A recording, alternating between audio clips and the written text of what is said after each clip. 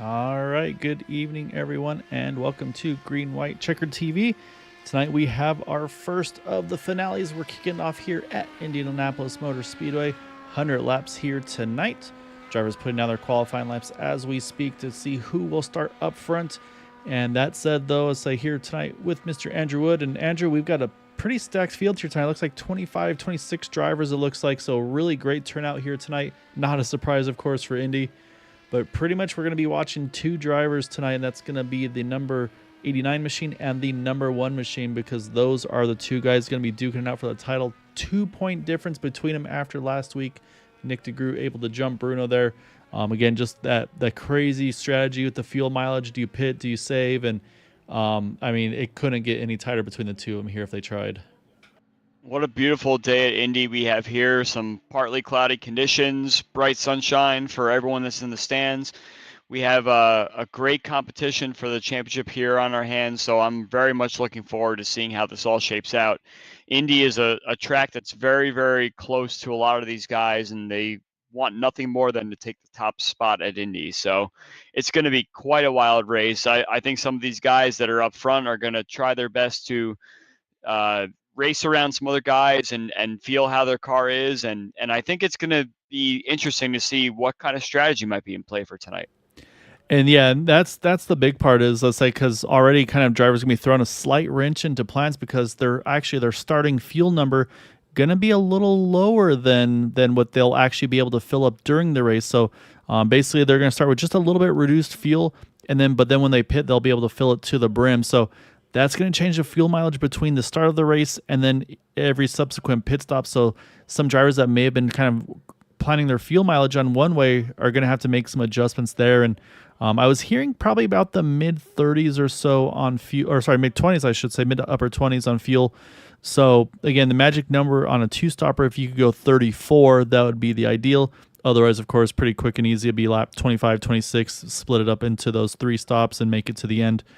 And then also here, Andrew, this is a track you can pit and you can stay on the lead lap as long as you're close enough to the leaders when you hit pit road. So that's going to also be a potential strategy for these drivers here tonight. So there's going to be a lot to go for. And like you said, it's not about the championship though. It's Indy. People are going to want to win this race. So they're not going to be worrying about the points and everything. They just, well, the championship guys. They have to worry about us versus the other way around.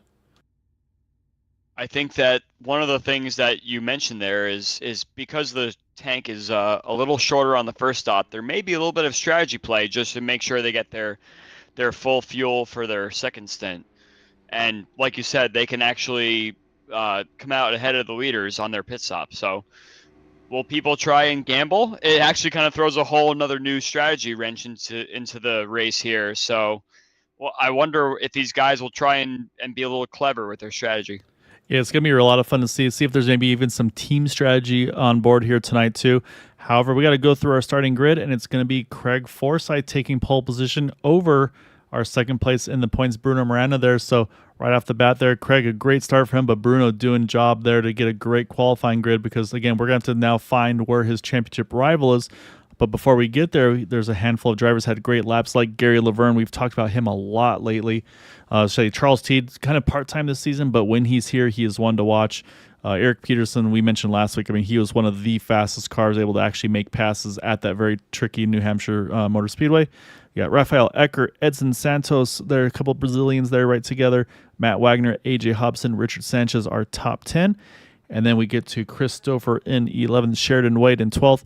And now we finally see next to Jim Herrick there in 13th is Nick DeGroot. They're about a 10th off in qualifying.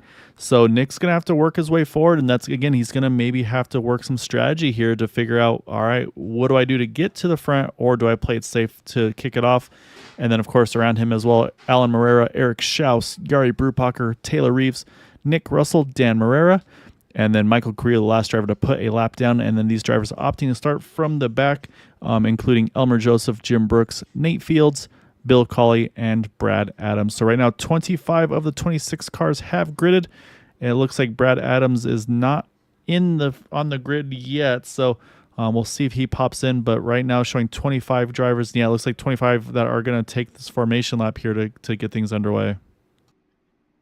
Some of these guys at the back here are going to try and be opportunistic, and there's a lot of dirty air that comes into play here at Indy. So some of these guys that didn't qualify so well, they may go right on a fuel safe strategy initially, not even just to cut out a stop, but just to save their tires. A lot of aero weight going on in the middle and the back of the pack. So any way you can try and stem the tide of your tire life, it'll go a long way. So a little bit disappointing qualifying from Nick DeGroot there, especially being the leader of the championship and seeing his rival up there in P2. So I imagine he'll want to go forward as best he can, but Bruno can just kind of ride on easy street right behind Craig. So congratulations to Craig on the pole there, and we'll see what happens first couple laps here. Yeah, it's going to be fun to see. Also notice that Rafael Eckert, actually, he decided to jump to pit road after he did grid and said, you know what, I actually want to start from the pits there. So maybe he was like, I'm a little bit too in the thick of things that I'd like to be. So kind of interesting to see what the strategy is there. But yeah, I'll say from here on, like I said, it's pretty much we're going to get going. We're going to see what the strategies are. And this is one of those tracks that we talk about the swap draft a lot, Andrew. This is going to be one of those tracks that they can definitely make this happen. And that is going to be the fastest way to make lap time and kind of force the other drivers to burn that little bit of extra fuel. Because if they stay single file, those cars third, fourth, fifth, they'll be saving a ton of fuel. So it's going to be fun to see what those strategy is. Because, I mean, again, Craig, he's our Mr. Fuel Save, but he's going to be leading this race here to kick it off. So I think he's going to kind of just be going on the aggressive here. Got a little strange relay here on the third lane. Not sure what's going on. Oh, but yeah, a little go green. Yeah, about to go green. Yeah, it was a bit of a checkup there. We'll have to see if anybody has damage, but we are underway. Great start between Bruno and Craig right there side by side here. You just saw Rafael Eckert leaving pit road as we head into one, coming out of one, starting two already. Oh, trouble in the back. There was some confusion there, I think, from some of the guys in the back with that checkup. I think that might have had to do with that incident there. Yeah, Michael Carrillo there, Nate Fields as well involved. I flinched for a second with that pace car flying through there. So they're going to try to grab a gear, get going again. But this is going to be a hard drive there for Nate to try to get back. Rafael Eckert looks like he did get through okay, but let's go back and see what exactly happened here. Because it was, like I said, it was still pretty early. And so let's focus on Michael. Let's see Jim to his outside. Nate's right behind. So yeah, let's take a look at Michael Carrillo here. Probably give us a little better angle. Oh, he's actually already got damage here before this all. I wonder if that's from the start of the race, I bet. Let's go all the way back here. You can rewind all the way back to the green flag. Oh, look at that damage, yeah. And also I see some green there. Yeah, some contact between he and Jim. So... And I'll say, so we'll watch here. We'll try to get a better look. You can see the gap there between the blue car there and then the 29. And then I think what happens is they start closing up, and everybody's trying to let me look at Eric Schaus. He almost gets into the back of Nick DeGroot there on the start. So yeah, just a lot of accordion. And then unfortunately Jim right into the back of Michael. And then what happened to Michael was he had no rear wing. That car's going to have zero downforce. So that's exactly what brings out that yellow. So caution out. Fields catching onto pit road. Michael's now just making it onto pit road. He's going to go down a lap, unfortunately. And here early on, I mean, it's going to be strategy time right away for these drivers because, again, we talked about the reduced fuel that these cars are going to have. Oh, that poor car just does not want to go. So here you go. Christopher, he's going to be the first gambler, and he's going to bring a few in. Nick DeGroot's going to, he's going to come in too. I like this gamble here because it's like, well, hey, we're already kind of towards the back half of the field. Let's go ahead and fill up to the brim because now we can go a lot longer than the rest of the field. So we're going to have pretty much 14th on back here getting fuel in their cars here. This actually brings up a very interesting kind of chess match that we don't normally see due to the fact that we had that reduced fuel situation. That now these guys are going to have a fully full tank. They can go 29, 30 laps or so.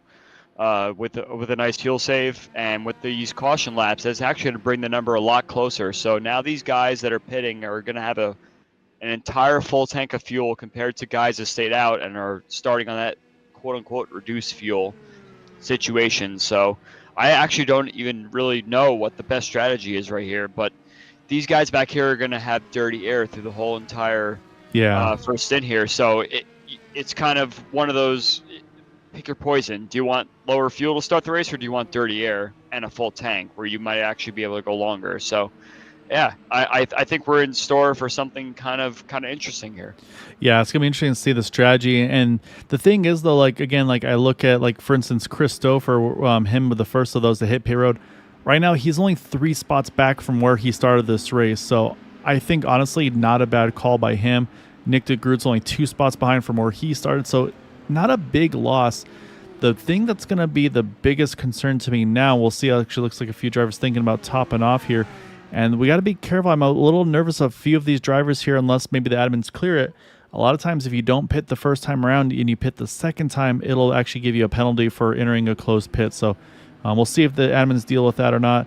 And then now for Christopher, for instance, now he's actually only 2 spots down. Nick is actually right where he qualified now in the 89 car. So not that bad. But my fear now, though, here, Andrew, is now it's a single file restart. We were talking about that accordion issue on a double file start. This is going to be a very long train, and those drivers that are 10th, 15th on back, you're going to see that accordion. They're going to start to get antsy, and it's going to be where the drivers and the admins are going to have to be like, hey, let's just take our time, take a breath, and let's get back after it. So we'll have to wait and see on that one. I can tell you Michael Carrillo is back out on track. He is showing 1 lap down. Unfortunately, Nate Fields, I think, just now leaving pit road. I think this will put him at least 2 down as he had to take a tow, unfortunately, after that incident. I think one of these things that these drivers should keep in mind is that it's only lap 4. It's not time to get feisty on the restarts quite yet. I think it's best to kind of see what kind of car you have going for the first stint here. See how the tires wear throughout the stint, and just have a nice clean start, and let's get rolling here. Yeah, no, that's as an admin, that's kind of what you're hoping for, and so I'm sure Matt's going to be getting a little nervous on that one. However, we're about to find out, because we're going to see that pace car make that sharp left, and we'll watch here from the flagman once again. Now Craig Forsyth has control, can go as early or late as he chooses, and it looks like he's bringing him down pretty much towards the end. Now he's underway. We'll look towards the back so far. Oh, a little bit of a hiccups there. We're pretty good. A little bit of an accordion, but yeah, we have drivers. Yep, we're good. We have drivers like Nick DeGroot that are on fresh tires, full fuel. Let's see how it goes for him. And I think he's going to try and make moves immediately. Yeah, so right now Christopher already all over the back of Jari Brupacher. Jari actually a bit of a breakaway between him and Alan Morera, about a second. Again, still plenty of time to get the draft. But look at this, right off the bat, Bruno Morena takes the lead going into 3. Now his goal here is he wants to get this lap lead, get that bonus point, shrink that 2-point deficit down to 1 point. And it looks like we'll see if Craig can get a big tow here down the front. But right now I'm going to say, this lap will be led by Bruno. There's a bonus point right there for that number 1. I'm trying to see where Nick crosses the line here on the first lap. It looks like he picked up maybe 2 spots there, or actually he lost a spot compared to where he started. Yeah, so I think Dan Morera may have jumped him. It looks like one of those things where, like at Indy, you need kind of a draft of some sort. If you get hung out to the inside, if you're making a move down the long straightaway there, you're going to get swallowed up pretty quickly. So I don't know if Nick was just trying to maybe deke someone out of going up high in turn 2 or turn 4, but didn't work out for him. So now he's going to go into a fuel save strategy, I would imagine, try and take advantage of any sort of worn tires later on in the stint. Yeah, so remember we talked about with the swap draft. What I'm watching right now, Craig has just let Bruno go, said, you go ahead. I'm going to let you burn that fuel. I'm going to save off the back of you here. So I think Craig is already deciding, you know what, I don't want to push the pace of this race. So, and it looks like not a lot of other drivers also not being too aggressive here yet. But the other thing that we haven't talked about, we talked about the swap draft and all that. We haven't talked about is kind of the draft train that you'll get at times where you get a run on somebody, but then as soon as you drop low to try to pass them, all of a sudden you have no draft, they have all the draft, and it's almost like you just pull a parachute off the back of your car. I think one of the things that you have to keep in mind for Indy is that it's all about the swap draft. If you just sit behind someone, you're just wasting your front tires trying to stay in the draft of the car ahead of you on all 4 corners of this track. So if you have any sort of indication, it compounds itself as you go towards the back. So Craig's not so bad, but then you look back at Gary and Charles in 3rd and 4th, they're getting all sorts of aero weight going. So you see Charles making a move in turn 3 there. It's all about just trying to find that clean air, like we say at a lot of these fast tracks here. So I imagine Craig is doing the right thing, just kind of staying in Bruno's wake a little bit, trying to save a little bit of fuel, but his front tires are not going to last for too long if he stays there. So it's always a little better to try and play a little bit of a leapfrog game initially, as Charles misses turn one a tiny bit there, but Yeah, no harm, no foul. Yeah, I think just caught that wake of Craig there, and this is one of those. This is one of the tracks where we watch these guys and we know how good they are, but Nick DeGroot's one I watch a lot of times where he's one that I've seen he can run the highest of anybody through the turns to try to find that clean air. So not sure if he'll be doing it right now or not. And you see, actually, no, he's going to run all the way to the white line there. But we will see drivers run that second, even third lanes at times just to try to get that clean air on the front wing to, like I said, to have that rotation, not to burn up the right front tire. But man, yeah, Teed is going to be persistent here. He wants to try to get that spot here because I think he's kind of now trapped in that spot. We talked about that kind of that draft train where he can get up to Gary, and then that's about where things settle in there, unfortunately. So it's just, that dirty air here. So we'll have to keep an eye and see. But like I said, another great run here. But now he's going to get that draft off of the back of Craig. That car's going to wash out, and Gary's able to run that clean air on the second lane. I think that's exactly what I was trying to say before, that the driver's got to test it out. Like, what is it like if I go behind the car that's going fast into turn one? Will it push my car? Will I find any clean air that gets me any sort of advantage? So it's only lap 10, 11 right now, and Charles is playing around with a bunch of stuff right now to see how he can get an advantage later on. So I like the strategy to maybe wear your tires out on this run and secure yourself in a top spot and just see how your car might react and play with the tools a little bit, the roll bar and the weight jacker, just to see exactly how your car may react, and it may be beneficial later in the race. Yeah, so I'm going to go back a little bit. I think Richard Sanchez may have had a moment here coming out of 4. I'll watch here. Oh, man, that car steps out. I saw him enter pit road and then exit pit road, and that is a great catch. That's a very tough spot to catch those cars and to be able to keep that thing pointing in the right direction. So good hands by Richard there. I say he's one of our super speedway guys that I say he's been improving little by little with these cars, just racing pretty much anytime he can. And that was a really big save there. And looking at the track position right now, the highest up of those that pitted is Christopher right now. He is up into the 9th position, and then you have Dan Marrera, who's up 8 spots into 12th, a couple cars back. So right now those are the furthest up of those that did pit under that caution there again. And it's not even just they had a lap or 2 more fuel. Again, with the reduced fuel on the initial start, they've probably got a good, I would guess, at least 5 laps of extra fuel on board these cars. So, and then let's say look in the background, you still see Nick DeGroot there kind of just cruising. I would say probably just cruising, like I said, probably managing tires. And he's got to be careful because he saw that car disappear in front of him. That's always a source of fear too, because there's times where you don't know where that car's going to pop back up, and I say that's always a cause for concern at times.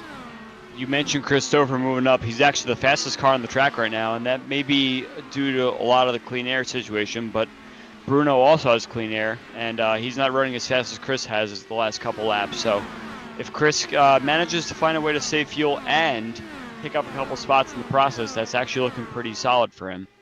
Yeah, no, I think this is a really good strategy for him so far here.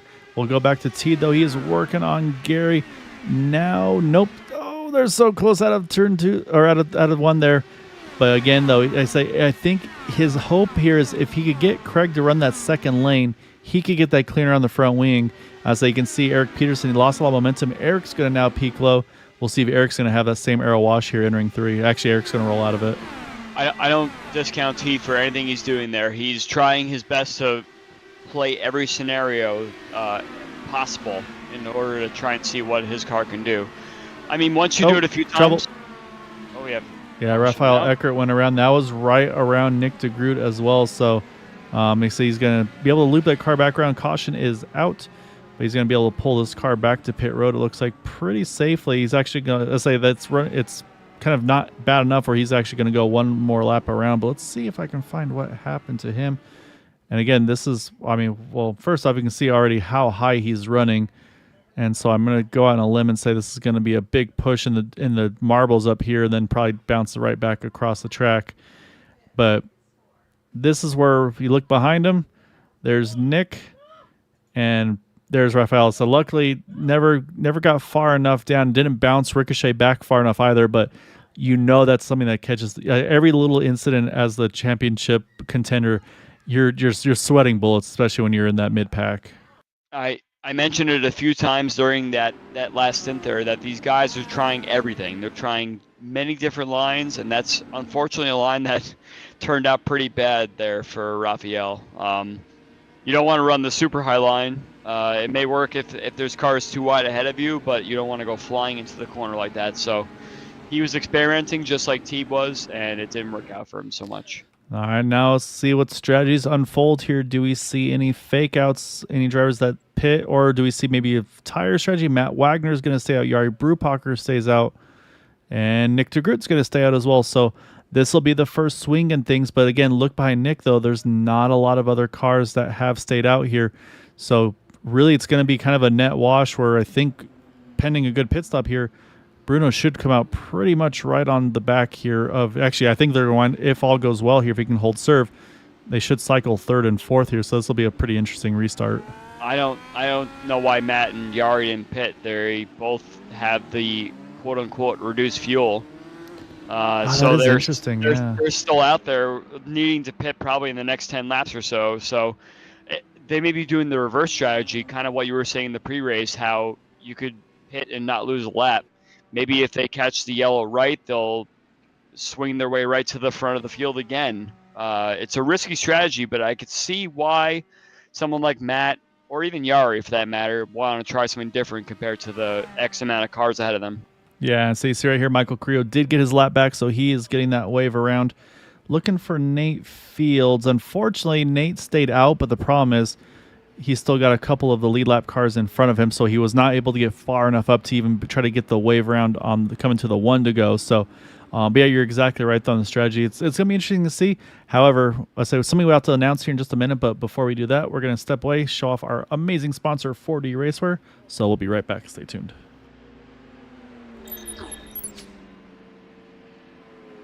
4D Racewear, makers of the ultimate sim racing shoes and custom apparel designed for sim racing by sim racers. 4D racing shoes are engineered to connect racers to the pedals in a way no other racing shoe can, all the while giving you the comfort needed to complete those double and triple stints. Visit 4dracewear.com and check out the latest sim racing products that let you connect to your sim.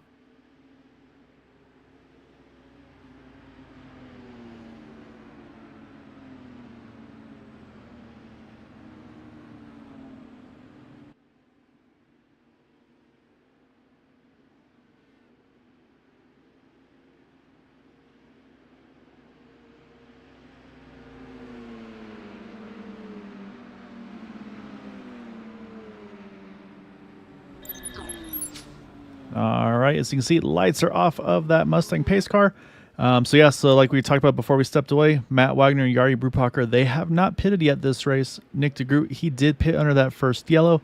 So again, he's going to have a decent bit more fuel in the 6 and the 49. And then Nick's got his championship rival right behind him here. He's got one lap car in between. That's Nate Fields. But yeah, this is going to definitely be interesting to see now. How do they, does Bruno just keep Nick in his sights? Does he try to get around?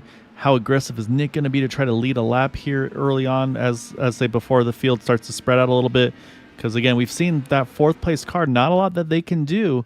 So at that point, I think this is probably Nick's best chance to get a lap led here. It's one of those things where you have to get a better start than the cars behind you. I think Nick knows that the guys ahead of him have to pit in at least like 10 to 12 laps or so. So I think he's going to just kind of hang out unless he finds a good situation. And the guys behind just got to find clean air. So we'd say now Matt's got control waiting to go. Now he's down and away. And again, now you watch for the accordion out back. And so far, everybody looking good. Everyone's Looks pretty like good. Another good clean restart here. And look at that separation by Nick DeGroot over that 55 Nate Fields. That's going to make Bruno have to work a little harder here to get there. So I'll have to keep an eye on them, but we'll focus up front here as Matt Wagner is going to lead the way back into 2. I'm watching the mid-pack here in turn 1 and 2. It got very hectic around the A.J. Hobson, Eric Peterson range. Sheridan Wade's getting passed by Dan Marrera. I think it was actually Jim Herrick back there. A little busy into turn 3, but I think everybody's going to make it out. There's contact at turn 3. Oh, big wreck here. See if people can get by, and the answer is no. AJ Hobson was involved. Saw Jim Brooks get a piece of that as well. And I saw another, I think Raphael Eckert already having to take a tow. So unfortunately, that might actually be the night over for Raphael if that was indeed him involved in that one too, because I don't think he's got a fast repair left. But you were spot on there. You like said, it was getting a little bit dicey there. So we're going to go back. We'll take another look at it here to see where this all kicked off. And we're going to... It was one of those, I was just kind of watching mid-pack for the accordion, and it turned out like it was too wide through end of turn 1 into 2, and it continued into 3, and it just became a big situation once they all entered 3. Yeah, so you saw how close it was there in front of them, and yeah, just a little bit drift up too high for the 4, got into Alan Morera, and then just launches off his tire there, unfortunately. And then so that loops him up and over. And then this is where everybody else is just trying to see, can I get through here before it's too late? And so you'll see Jim there. He's going to start to drift up a little bit, but it just wasn't it was a little bit of netco, but just at that point it was too little too late. And then there's trying to catch the white car, who that was.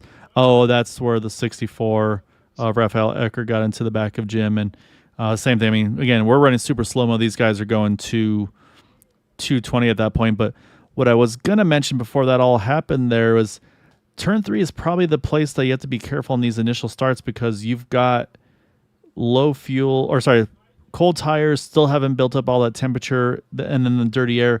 It's probably about the worst spot you can be in right off the bat there. You mentioned the cold tires for sure. AJ's problem there 100% was cold tires. He thought he had a clear lane on the bottom, and he did until he pushed right up into Morera, and unfortunately, it resulted in that contact. So we'll have to see how these guys reset with the fast repair. Yeah, so great break, though, for Nate Fields, because now he's able to get one of his 2 laps back. So that's critical, too, is to go from that 2 down to a 1 down. But now he's going to have competition there, because it looks like Jim Brooks is going to be trapped to 1 down in the 51 machine. And, yeah, I think Raphael Eckert may have retired, unfortunately. I think that was already his second incident. So, unfortunately, really, really early night for the 064. I say we have seen really good pace out of him. I say we've seen the sister paint scheme, of course, on that 20 machine. Trying to find it. Edson Santos. So, yeah, just unfortunately not the night, obviously, for him. And then I believe the 4 car still on pit road. Probably same thing, waiting for that tow. But, yeah, so... All right, so who does this help now, Andrew? This is great news for Matt and Yari, again, having not been able to, or having not pitted yet. It probably puts Nick in a safer spot as well, where maybe he can be a little bit more aggressive on his fuel mixture, I would think, to be able to make it to that magical lap 34 or so, or obviously even further if you can. But I think at this point, like we talked about during the last break, it's probably for, I'm guessing at this point, probably everybody, it's probably a 2-stop race, we think, from here, right? I mean, Yari and Matt have made their bed now. They got to be within 10 laps before they pit, based on that lower fuel tank there. So, yeah, it's going to be 2 stops for everyone from here, but Yari and Matt have to make sure that they don't have a bad pit stop or anything that puts them back a little bit. I don't mind the strategy. I don't think they did anything wrong. They're just trying to do something a little bit different from the rest of the pack. But it's risky, because if anything goes wrong on the pit entry, pit exit, or during the stop, they're going to find themselves in trouble.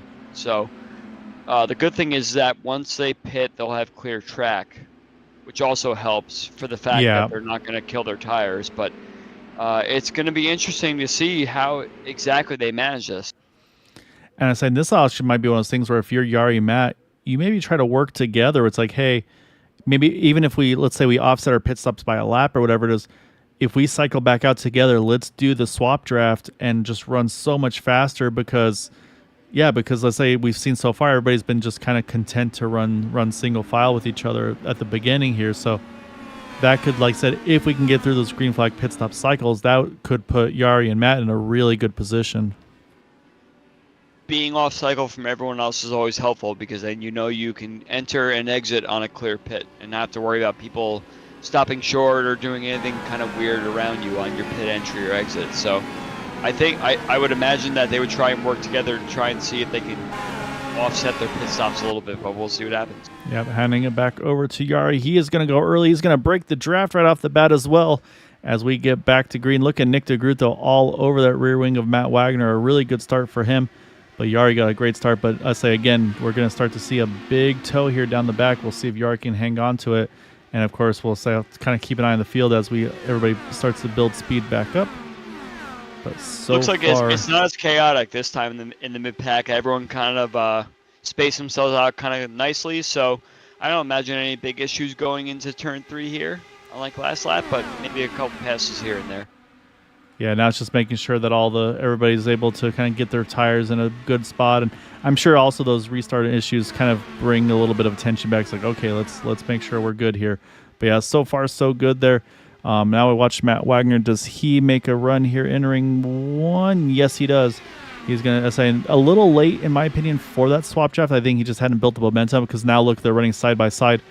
This could actually be a bigger opportunity for Nick DeGroot here. If he wants to lead that lap, he could steal a bunch of draft off of one of them and see, because right now these guys, again, it's almost like a parachute that they feel like they're pulling. But I think Nick is doing some more fuel saving here in that 89. Yeah, Nick has found himself in a much better spot from qualifying. Now he's ahead of Bruno. So in that championship battle, he is winning right now. So we still got about 75 laps to go here. So things can change, but Nick seems to be running the show right here up front on the same strategy. Yeah, so now you start to see the swap draft in action there. Yard gets a great run out of 4. Basically uses the draft, goes right by him there in the front stretch, and then you're going to see the return here. Matt's going to pull up right behind him, pick up the draft. And I think right there, though, I think they're maybe still, again, a little bit off sequence from each other. And it's one of those things like the more you do it, the better you'll get comfortable with it.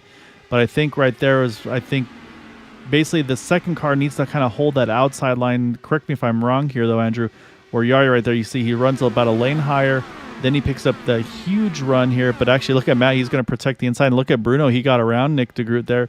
So move Bruno now back up to 3rd. And we'll see if Craig's going to try to follow suit. Nope, Craig's going to hold station. But as I'm not sure if this is teamwork swap draft, but look at Bruno. He is just going for it here. He's going to try to grab that second spot now. As soon as you said it happened, ride the outside, try to find the clean air. And sometimes if you have the cars ahead of you that will steal the air off someone else, they'll actually find a way to get by. And I'm shocked, actually, Bruno made that work in turn 4. Especially with how this track is set up, and if there's wind or anything that's kind of affecting the track conditions, Bruno found a way to get on the outside of Nick that was very uncharacteristic of Nick messing up something there. So Bruno's now up to 2nd, and now that he's broken up the Yari and Matt party, he's going to want to try and get to the lead as fast as he can. Yeah, because again, I mean, there's bonus point for leading a lap. There's also bonus points for leading the most laps. So if Bruno can just kind of control this race. Again, it was a 2-point difference going in. That could be a 2-point bonus coming out. And wind-wise, we're not too bad, but 120 degrees track temperature. So this track is warm. And so, yeah, so like I said, that's going to make that clean air all the more important. But Bruno to the point here. So, and again, we mentioned, that 6 and then the 49, they're going to have to pit sooner than the rest. So, but right now, though, like I said, Bruno doing all he can. Now Matt's going to try to get that draft to see if get back around him. As like I said, the top 10 are pretty much close company here. It looks like Nick Russell on pit road. I think not a scheduled pit stop that I would expect, but I say this is where we might start to see the swap draft now from these two, though. I think Matt and Yari have to pit within 5-6 laps here. They haven't pit yet. It's going to be getting very, very light for them. And I mean, at this point, for someone like Matt, you're already kind of falling back into the pack a little bit. Just pit the car, come out in an unclean track, and hope for a caution, bring you right back and get all that track position back. So Bruno's actually kind of running the show right now. I would say for both Yari and Matt, it's time to come in and get yourself some fuel. Yeah, I think they'll probably run this thing out as far as they can, then hit pit road. But what I'm seeing out of Bruno too is, this is, again, we talk about the pace of the race. This is forcing the race pace to go a little faster. So basically right now, Bruno, again, he's got the best fuel of the championship battle between he and Nick. So at this point, he's pretty much forcing Nick to have to burn more fuel. Again, Yari pitting at lap 15, Nick pitting at lap 2. So again, it's over 10 lap advantage here for Bruno. So yeah, I really like what he's doing here, because he says, hey, I know I can make it on 2 stops. Nick might have to save to make it on 2 stops. let me push the pace of this race, make these guys work harder. Nick maybe can't run a map 4. He has to run a map 3 or 2 just to have to burn that little extra fuel. So I really like what I'm seeing out of Bruno, like I said, kind of trying to force Nick's hand to burn a little bit more than he might want to. I find it kind of wild that the top 12 right now is just under a blanket. These guys are running really fast. As you said, Bruno is trying to control the pace at the front, and these guys are all so close, and they're just trying to find any sort of clean air they possibly can. Some of these outside lines are working really beautifully around, especially turns 2 and 4, to keep these guys pretty close. So the draft lock is actually pretty much in effect, as something you mentioned before in this race. I look at Yari here. Yari's going to try to run the inside, but again, gets that dirty air.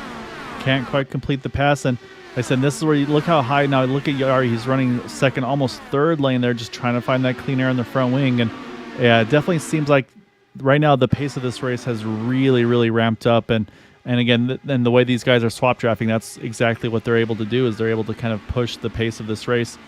And then what we haven't talked about are the adjustments we can be making here tonight, because again, clean air, dirty air, it's going to be a whole separate animal. So what adjustments would you be making if you're in a Nick DeGroot spot right now where you've basically got dirty air no matter what lane you're in? Yeah, especially on your turn in, you're going to feel the push immediately. So you want to lower the front bar if possible. You want to bring the front bar as low as you possibly can in order to get some roll on the entry of the corner. You get the weight jacker that kind of swings the back of the car around and kind of meets in the middle for where you want to get underneath the car on the exit of the corner. So it all depends on how the car is set up, obviously, and you can find a way to try and overdo it a little bit. As you saw, Yari got a little bit loose in turn 3 there. He might be trying to play with the settings a little bit too much. But yeah, it's a matter of trial and error. You want to try something that's a little aggressive, and then you say, oh no, that was way too far, and work your way back from there.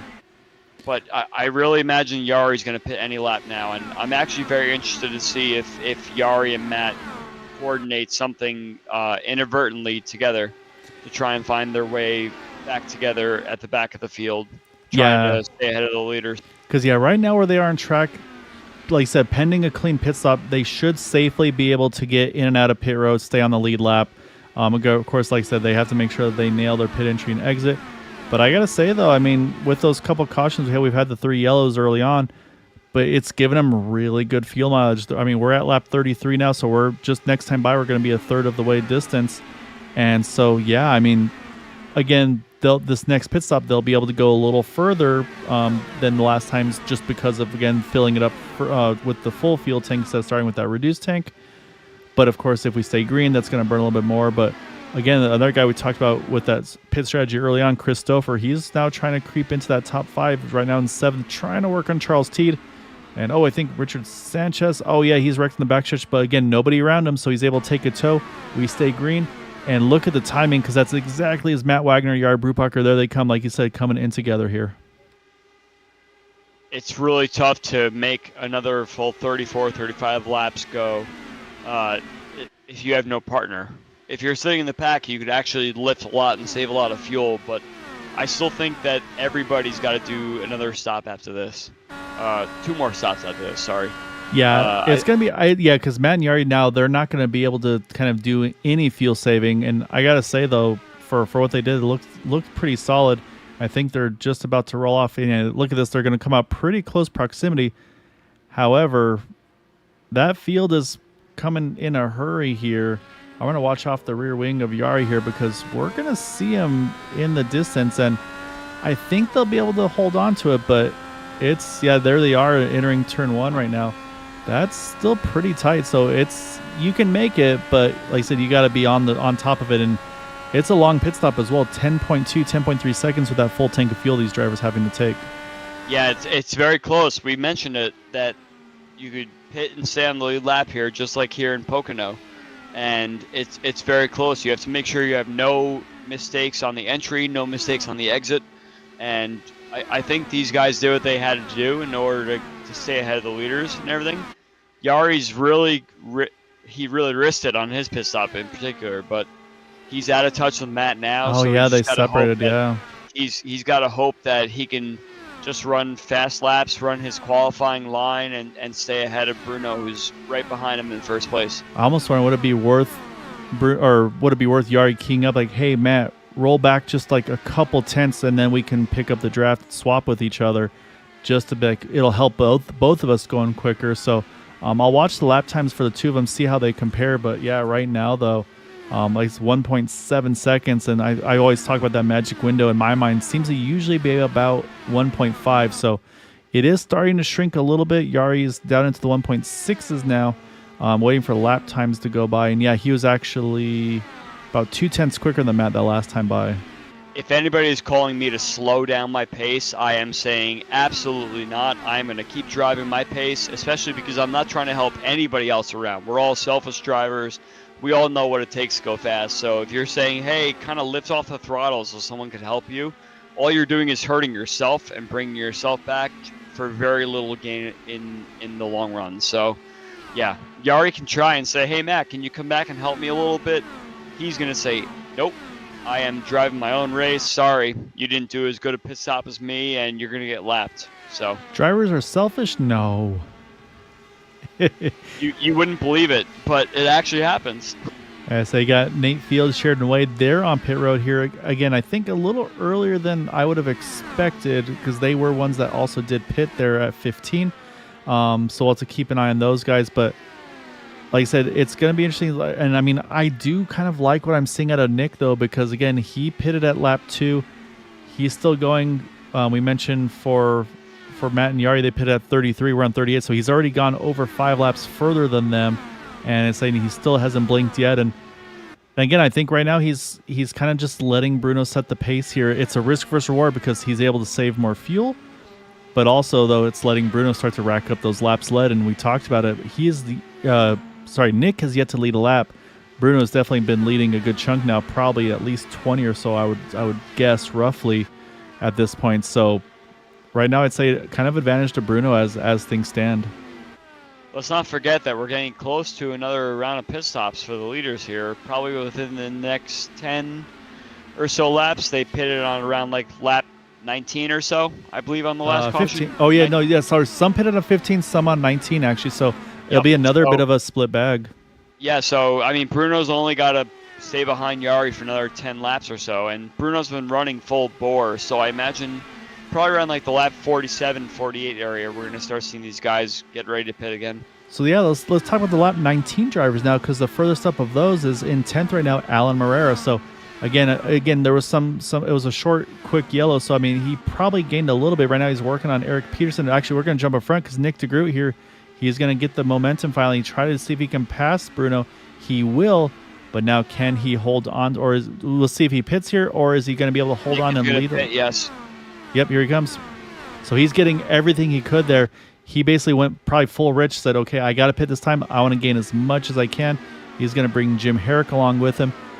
And again, that just shows how much track position means. He was probably running a lower fuel map, saving fuel, and then as soon as he knew he had to pit that lap, turned up the wick. That way he could pit ahead of Bruno instead of behind Bruno, just to get that little extra advantage. I think these guys are trying to set themselves up for later in the race. There's always a late caution in Indy. You want to get yourself fuel. You want to get yourself back out on the lead lap, and you want to put yourself in a spot to take advantage of anyone else who didn't do the same. Yeah, no, you're exactly right. And so now this is that danger spot, though. If you come out and you stay on the lead lap, that's really good for you, because if another yellow comes out, you expect to see the rest of the field pit under yellow, and that should jump you to the front. And I'm watching the pit stop cycle for Nick DeGroot. Here he is. He's ahead of Matt Wagner. He's ahead of Yari Brewpacker. You see Jim Herrick's just about to pop into frame there. He's going to get swallowed up by the field, I have a feeling. But if Nick can build up the temperature and get speed back up into his car here, he pitted 7 laps later than Matt and Yari. And it looks like he is going to hold on to that spot. So now he's just wanting this thing to kind of, he wants the leaders to cycle all through. That way he can try to get that lap lead. Maybe he's able to net the lead after this is all said and done. Well, the one thing that Yari and Matt have done now is that they've found each other again. So that might help in the future if they can find a way by Nick up front. Nick has managed to give enough dirty air to Matt that Yari has caught up to whatever drafts he needed to work with Matt. So the call up to the spotter box to say, hey, can Matt kind of hang out with me? Now it's going to be work together to get by Nick, especially because we have less fuel. We could probably find a way by. It's all a chess game. You got different strategies now working on different things. It could work out in their favor, or they could find themselves in a spot where they're losing time in the long run. Yeah, so I'm looking at it, say right now Bruno's had some great draft laps because he was just completely pulling the toe off of Jim Herrick there in the 40 car. He ran a 40.92. Craig Forsyth was a 41.17, about 0.2 slower. Looking at Nick DeGroot, 41.35, so 0.4 of a second slower. And here comes that swap draft, though. Like I said, Jim Herrick, he's going to start to go back and forth. And this is swap draft, but it's also Jim Herrick saying, I really want to stay in this lead lap. I don't want to be the lucky dog. I want to be able to wave around because if I can be on the tail in the lead lap, when you guys all pit, I'm going to jump ahead of all of you. And so this is where Jim's going to have to try to probably stay aggressive there in that 40 car. It's such a weird feeling because you have better tires but more fuel. Yes. So what kind of wins out in the end? I imagine that the better tires wins out, especially if you're able to get the lead. But the more fuel hurts you when you're in the dirty air and you can't get that clean run on the outside. Yeah, no, you're exactly right. So I'll drop back a little bit here because Edson Santos starting to put some pressure on Gary Laverne. As I also got to do a shout out to Leandro Silva watching here on the broadcast. As unfortunately not a good night for Rafael, early retirement. However, Edson still doing a great job here. And yeah, so say we'll have to keep an eye on these two up front though, like I said, with Bruno and Jim now. As here comes Eric Peterson, he's going to peel off and hit his pit stop. So yeah, so now at what point are you starting to do backwards math here? Oh, a little closer between the 40 and the 1. And again, Bruno's, we talked about the championship contenders. They're going to be so just nervous and cautious. They don't want anything to go just out of ordinary to mess them up here. And he's probably thinking right there is like, oh man, that probably cost me a tenth or 2 seconds. Thinking again, I got to get by Nick DeGroot, Matt Wagner, and all those guys that pitted earlier. We're at backwards math right now. I think if you pit right now or the next lap, you are good to go full steam to the end. As I start to answer my question and pit right now. So yeah, you could do about 25, 26, like safely. You could probably do 27 with a little bit of self-fuel save. So you're hitting that point now where people are starting to hit the number and say, okay, I think I could do it from here. Any sort of help you can get on the pit out where you sit behind someone for a little bit, that's going to help you get that number more. So we're finding ourselves in a spot now where people are actually going to fuel save when this race wasn't supposed to be a fuel save from the start. So if there's a caution from here, people got to reset and figure out what they got to do. But I imagine people are going to try and go longer, probably to 49 or 50 to be 100% safe. But they have to make sure that the drivers that pit earlier didn't hit any sort of draft that would have propelled them ahead. Yeah, so I'm watching Bruno right now. He's going to net the lead here pretty safely. He's got about 2 seconds on Matt Wagner, and it's starting to drop because he and Nick DeGroot have been doing the draft swap. So, yeah, and also need to mention Bruno was only on pit road for 9.37 seconds. 10.10 for Nick DeGroot because, again, Nick flirting with the wall there out of turn 3. Yep, too. Oh, man, that was tight there. And this is probably Nick saying, I got to get to him. I got to make sure I get there. And so, yeah, and see, here comes Christopher. He's going to jump onto pit road now as well in that 13 machine. But, yeah, so they can, again, there's also the strategy here as well, though. Do you short pit? Or maybe not short pit, but do you short fill a little bit knowing that you can make it on 2 stops? Now, one, obviously, for these guys that are pitting. Or maybe what about running this one out all the way and then having a very short pit stop at the end where maybe you cut 2-3 seconds off your final pit stop? Christopher just blew his box a tiny bit, so that's going to hurt him a tiny bit. He just had to reverse it a little bit. But no, from here, full tank. Full tank. You don't want to risk anything. It would take like a half second just to fill up a tiny bit more in the tank. It's not about trying to undercut here to gain a little bit of a spot. You can get the draft you could take the draft any sort of 1 second, 1.5 second back, and other drivers that'll come out will help you. So I would always err on the side of taking a little more fuel if possible. Yeah, so again, there are no green light checkers here, so nobody has to worry about running any extra fuel for any extra laps. At the completion of 100, that will be the end of the race. But let's say one thing you mentioned though, like with Christopher, any little mistake you make, unfortunately, on pit entry there or in the pit stall itself, again, these guys are going 230 plus. So I mean, they're think about how far they're driving. Oh, you see Jim Brooks as well. I think overshot his stall. It looks like.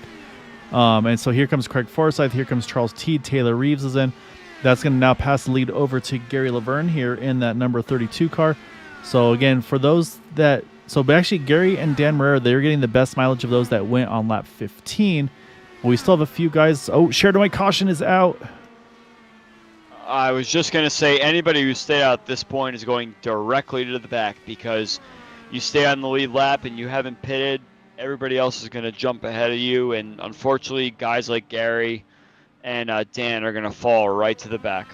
And this is going to be intriguing. I'll have to wait to see how everything cycles around. But let's go back and check. I think Sheridan had just left pit road, if I'm not mistaken. Actually, no, he was on track. I apologize. The way it looked like it may have been an issue just on pit exit. But watch the 54. And I'm going to guess just probably broke loose. I'll pick up the speed here. And we'll take a closer look. And also, if you cheat this thing too far low, which it looks like there's just below the white line there, and that's about when you can slowly start to see it step out. I wonder if maybe just got a little bit too low. These cars do not like being in between the kind of between bankings, and just, oh man, that's one of the hardest hits you can take with these guys. And then at that point, I say that's where almost ricochets right back out on track. But so this is gonna again change strategy. Those guys that pitted, very relieved. Gary Laverne, Dan Marrera, Alan Marrera, Eric Schaus and company, they're thinking, oh, why now? We just needed to, like I said, we probably should have pitted there.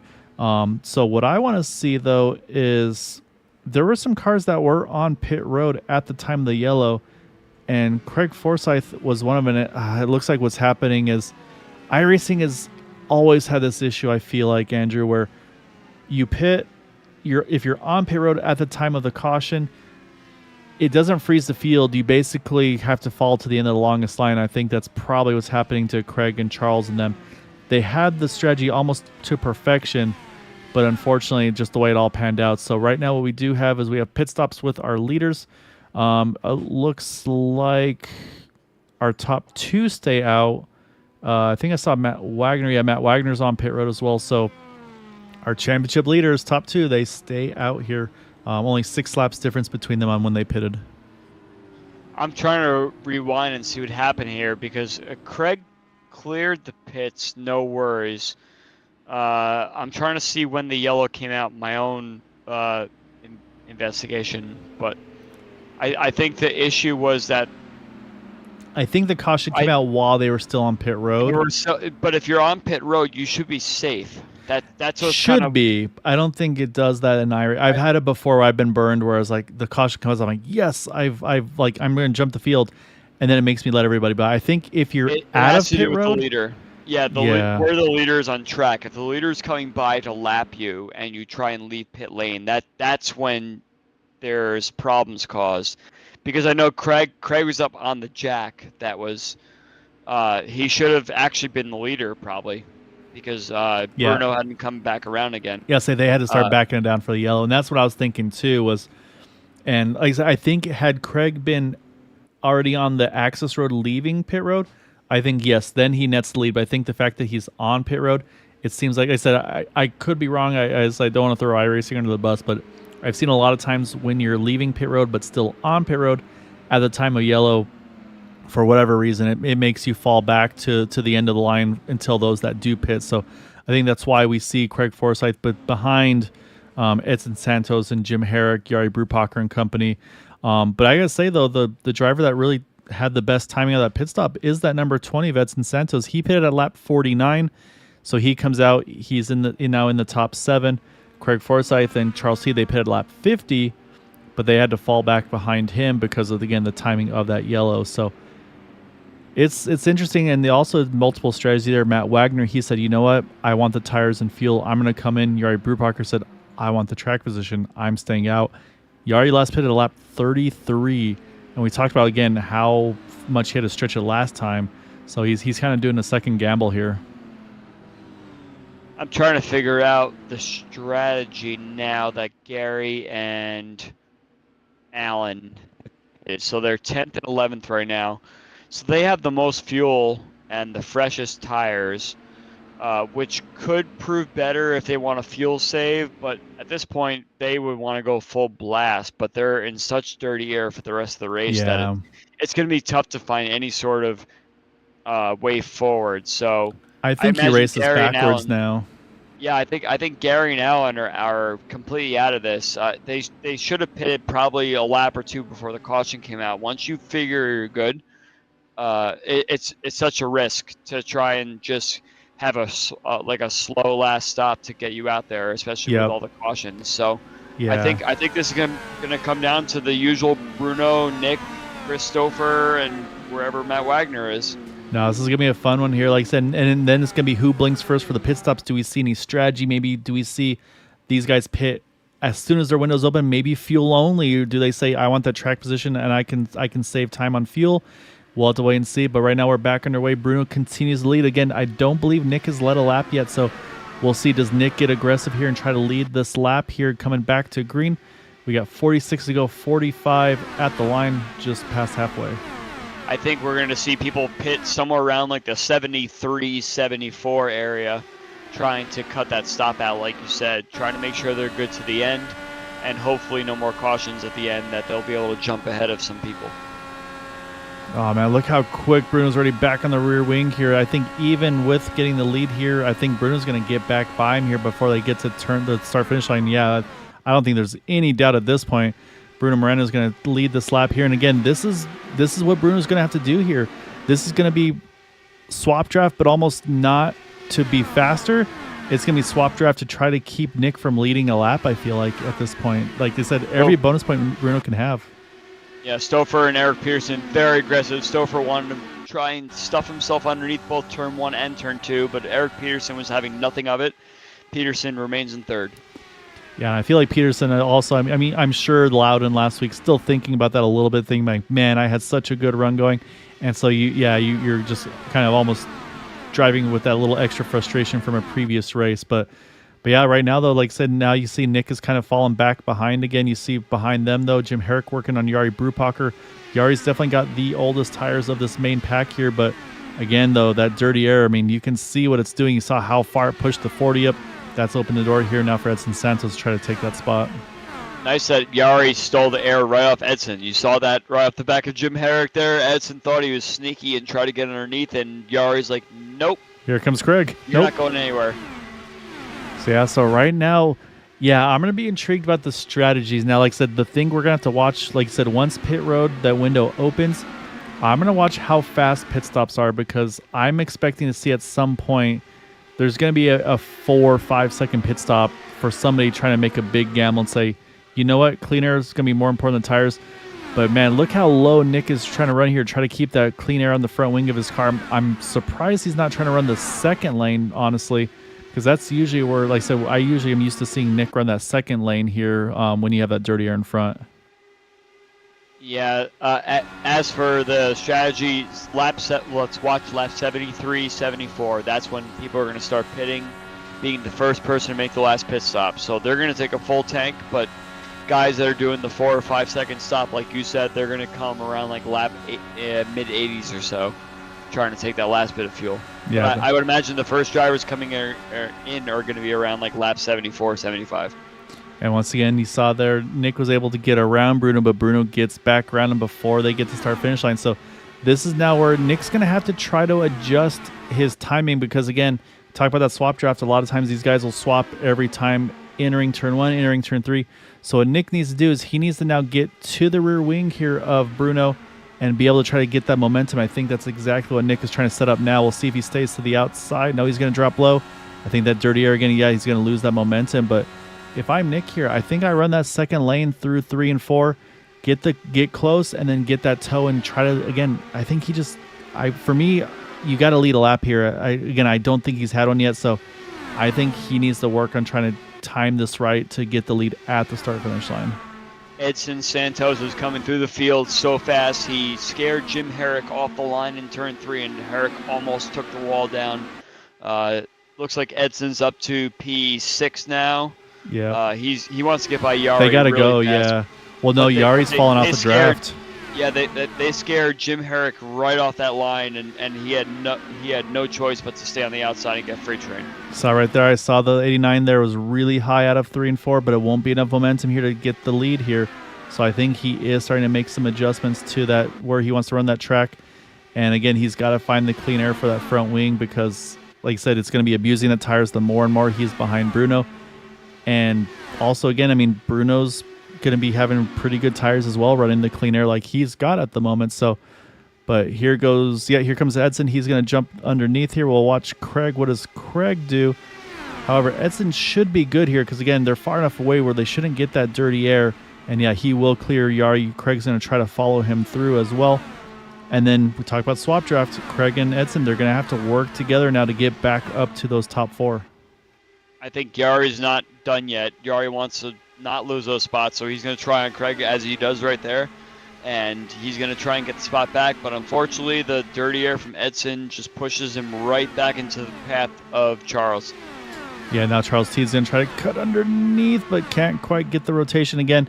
And this is that draft train we talked about. And say he's going to try to see what he can do, but you almost have to be coordinated with someone in front of you. Is like, okay, hey, I need you to run this lane. That way it makes it harder for Yari. Then I can run a different lane.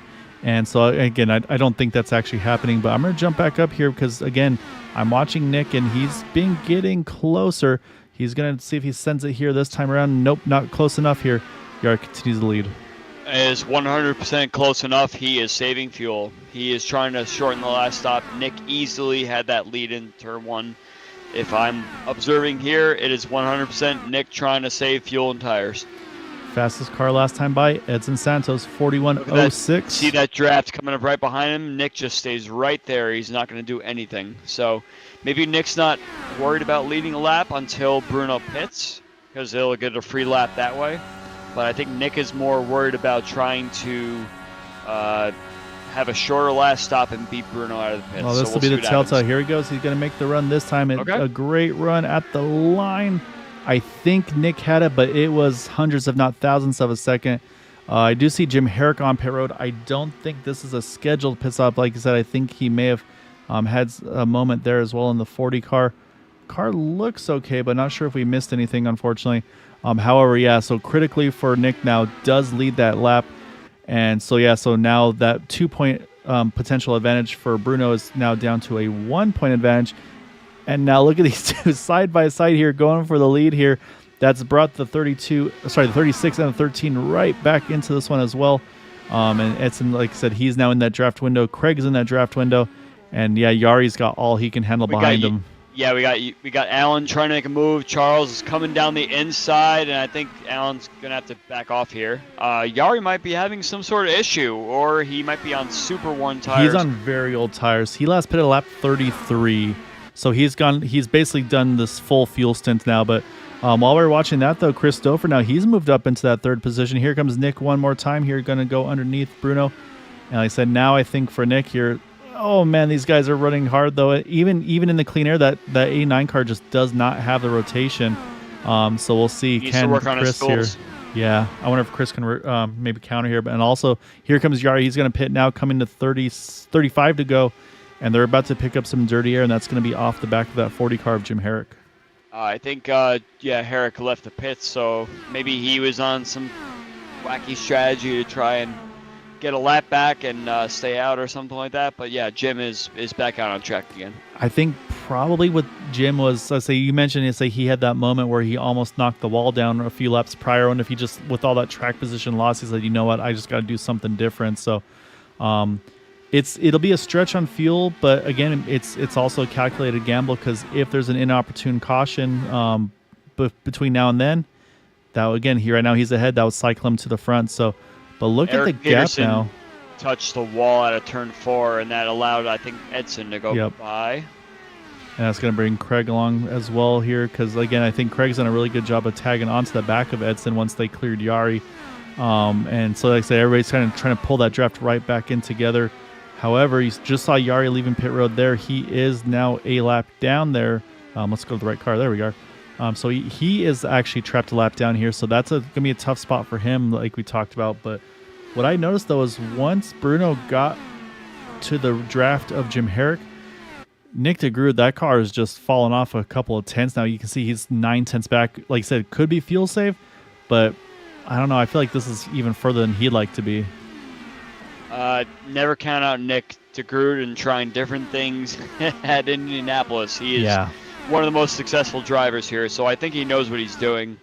It may not be exactly what he had written up, but you also have to realize that Bruno's got Jim Herrick up ahead with draft, which is going to kind of pull him away from Nick a little bit rather than him being stranded out in the lead by himself.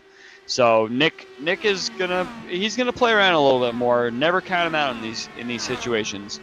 But yeah, I'm starting to worry about Eric Peterson's car after he hit the wall in turn 4 there. Craig just got by him. So we'll see how Eric's pit stop is. We're about 5 or 6 laps away from seeing all these guys put their cars out on the line.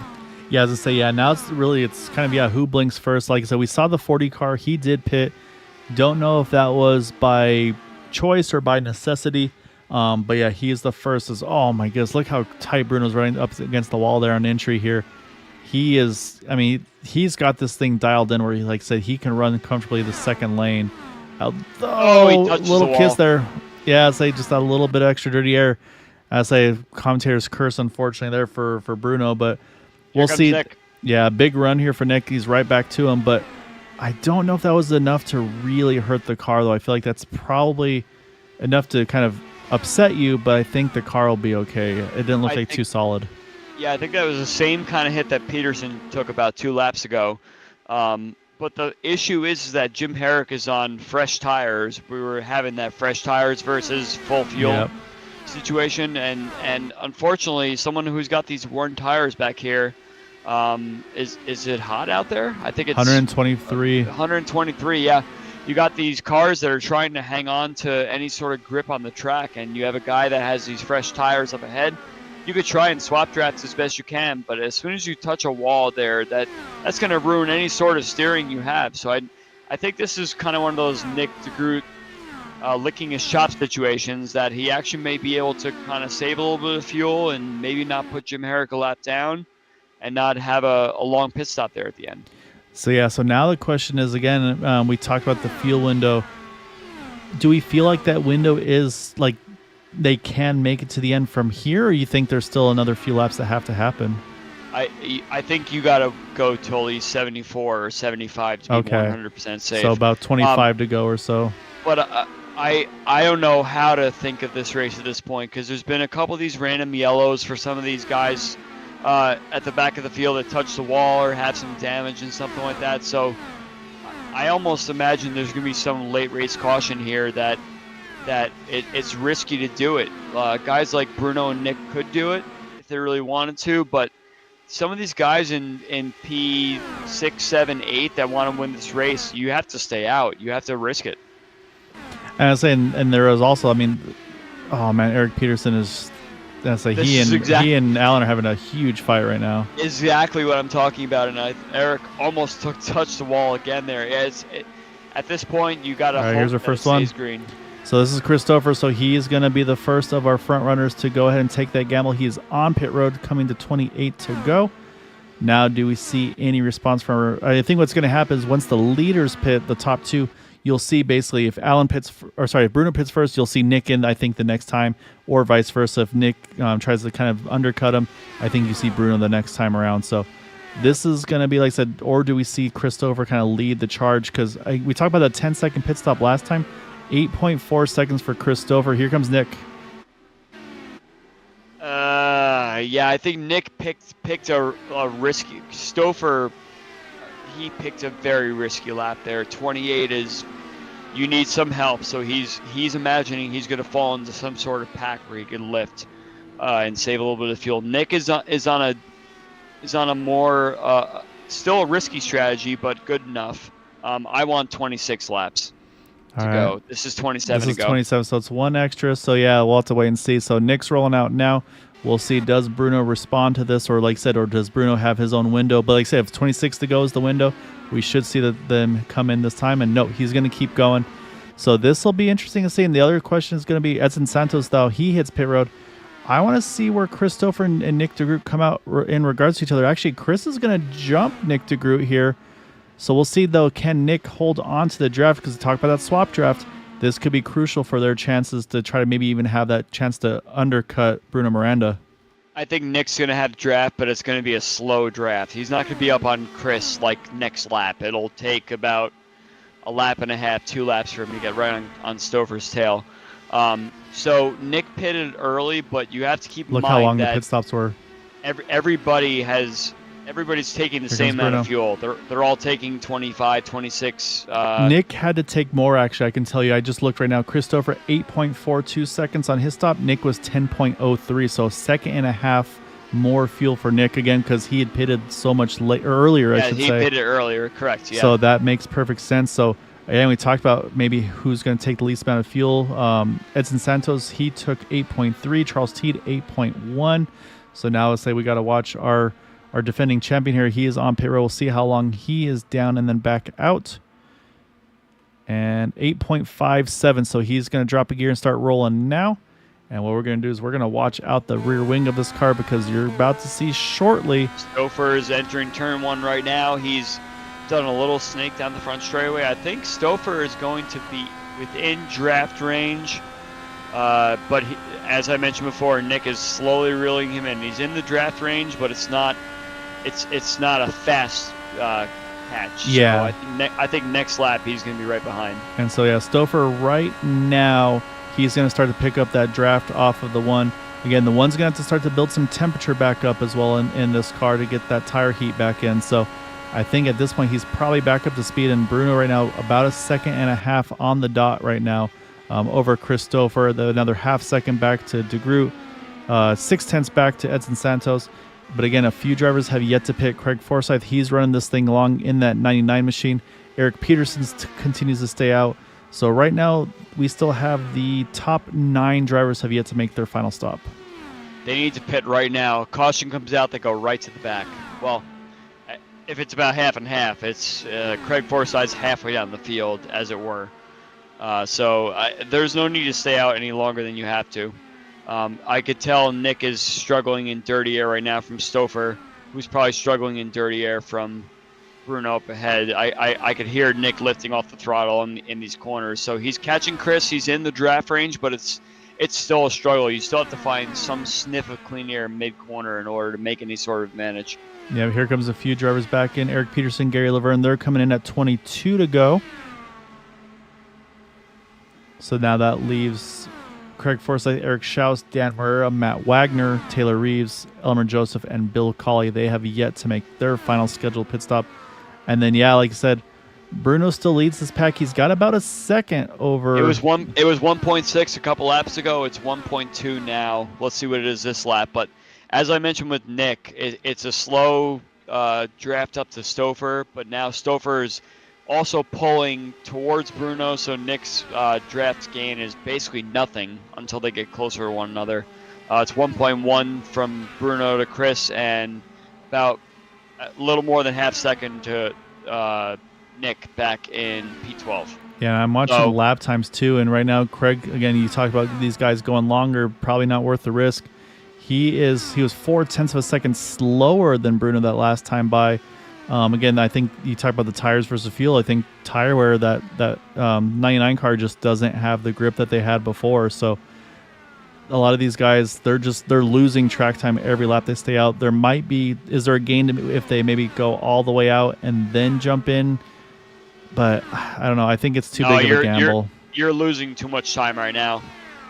Even with a caution coming out, you could hope that Miranda, Stouffer, DeGroot are going to pit again for fresh tires. I don't think they do. They're going to want the track position. So I don't see the strategy for these top 7 or so cars right now that have stayed out. Like you got to pit, you got to get out, and you got to find a way to salvage a good finish here.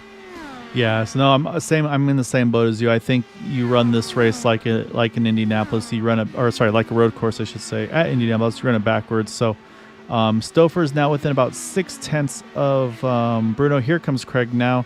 So he's going to finally bite the bullet, coming to 19 to go. We'll see Eric Schaus. He's going to stay out. He's going to continue to lead, now, or take over the lead, I should say.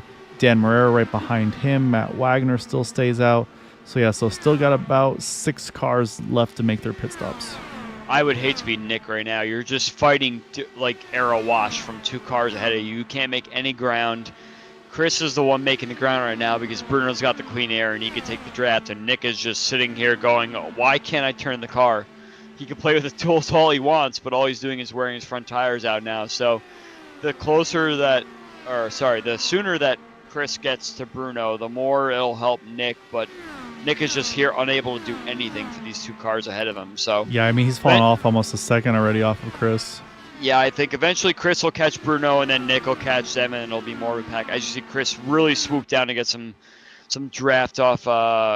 Who is that? I think that's Sheridan, or sorry, Nate Fields. Yeah, Nate Fields. Yeah, Chris saw the car come off pit lane. I'm going to grab any sniff of draft possible to get any sort of speed. Chris will be right behind Bruno within probably 4 laps or so. And I say, and look at Bruno. He's that draft. I say, and that's the thing is like now it's already time. Like they were playing nice before, just running the outside line. Okay, yep. But now Bruno's like, all right, I'm gonna start moving around here. I'm gonna exit high, bring it back down low. Any little bit I can do to break the draft is all the better for me. Taylor Reeves on pit road. But yeah, I mean, I say now let's say you talk about that snake, and that's where it is now. But I gotta say though, Craig Forsyth, he came out, he pitted at lap 81. He's still in the mix here. He did have a great pit stop there, 8.4 second pit stop. So he's got fresher tires. He's in this draft. I'm not gonna say Craig's out of this one yet. Yeah, I mean it's the same kind of thing I was mentioning before. You gotta hope that somebody bridges the gap between you and the car that you're chasing to give you any sort of draft. But the fact that these cars are a second 1.2 or so back. Everyone's in a draft lock right now. You're not going to gain any ground until someone actually does something. Yep. We got this nice battle with Teed, Morera, and Eric Peterson, 3 wide down the back straightaway. Oh, great Everybody's battle just here. fresh out of the pits. Everyone's trying to get the best they can, and it looks like Peterson 2 for 1, and Morera almost touched the outside wall there. And one thing I will note there is Peterson has the freshest tires of those 3 cars. He pitted at 78. 74 for Teed, 76 for Morera. So maybe there's something to be said about tires. Again, Bruno, Dan Morera, and Matt Wagner now they're on pit road. That will now complete the cycle. Craig Forsyth, the fastest lap of the race last time by there, Andrew, 40.76. He was over half a second quicker than Bruno Miranda. I think he's finally finding the stride. He has Edson in the middle to try and scoop him up. So Craig has found the clean air everywhere in order to be on the outside on the corners and on the tail end of Edson on the front straight. He actually looks like he might try and make a move here. And we're going to keep an eye on this battle here and see where does Craig go. Because again, now he's got to figure out the dirty air. You see Edson, he takes the top. Craig's going to jump to the bottom. Contact. Oh no, Edson Santos up and over here. Caution will come out. Hasn't come out yet. There it is. Caution is out. 15 to go as a few cars trying to avoid it. You see the 55. I think he may have got a piece of that as well. Oh, and Craig's got some damage too on that right front. So was trying to use those tires to good use, and unfortunately just a little bit of contact, possibly some net code as well. We'll take a look here one more time. But again, it's getting time for just full aggression there. So let's go back a little. Why is it? Oh, right. The caution come out. As I'm trying to figure out what's going on here. We got to go a little further back. Unfortunately, I had to get that a racing incident. I think if you want to ride on board with Craig entering turn 1, I actually think Craig turned in a little bit early, trying to be aggressive on the entry. And he touched the white line kind of early in the corner. Yes, Edson could have given him a little bit more room on the outside, but Edson, as you see, is in the 3rd seam riding all the way around the corner, and Craig just kind of pushes up a little bit, and unfortunately a little bit of a neck coat. Yeah, maybe there. a little neck coat, and then unfortunately. But and the thing is, though, again, we're watching super slow mo. They're doing all this at 230 plus. They don't have the angles we see and all that. And for Edson, I mean, again, he's running that top side, and so things are gonna like that outside wall is gonna be coming at you quick, and so you don't know exactly how quick you're going to need to kind of, or how far off the wall you are at times. And so, yeah, you're going to be a little bit more aggressive there. But yeah, so unfortunate though for the two of them. Both had great runs going. All right, let's see if we see any fakes happen here. We're 14 to go, and yep, everybody's going to fake. Craig's not going to go. Obviously, he's got a pit here. A little surprised Eric Peterson's coming in. He had pretty good tires, I feel like, in the 36 car. So right now, though, what this all does to me here, though, is Dan Marrera lap 85, Eric Schaus lap 84, Matt Wagner lap 85. Yes, they're outside the top 5, or just outside the top 5 for Eric and Matt. Dan actually in 5th, but they got 10 plus lap fresher tires than our leaders here. So we saw what Craig was doing. We'll see. I mean, it's going to be a sprint to the finish from here on out, but I think this is what Nick needed too, though, because now it's going to bunch everybody back up together, and he's going to have to find a way to capitalize on this.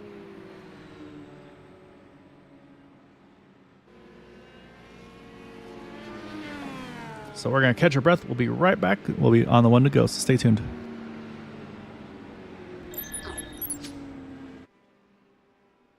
.40 Racewear, makers of the ultimate sim racing shoes and custom apparel designed for sim racing by sim racers. .40 racing shoes are engineered to connect racers to the pedals in a way no other racing shoe can, all the while giving you the comfort needed to complete those double and triple stints. Visit 40racewear.com and check out the latest sim racing products that let you connect to your sim.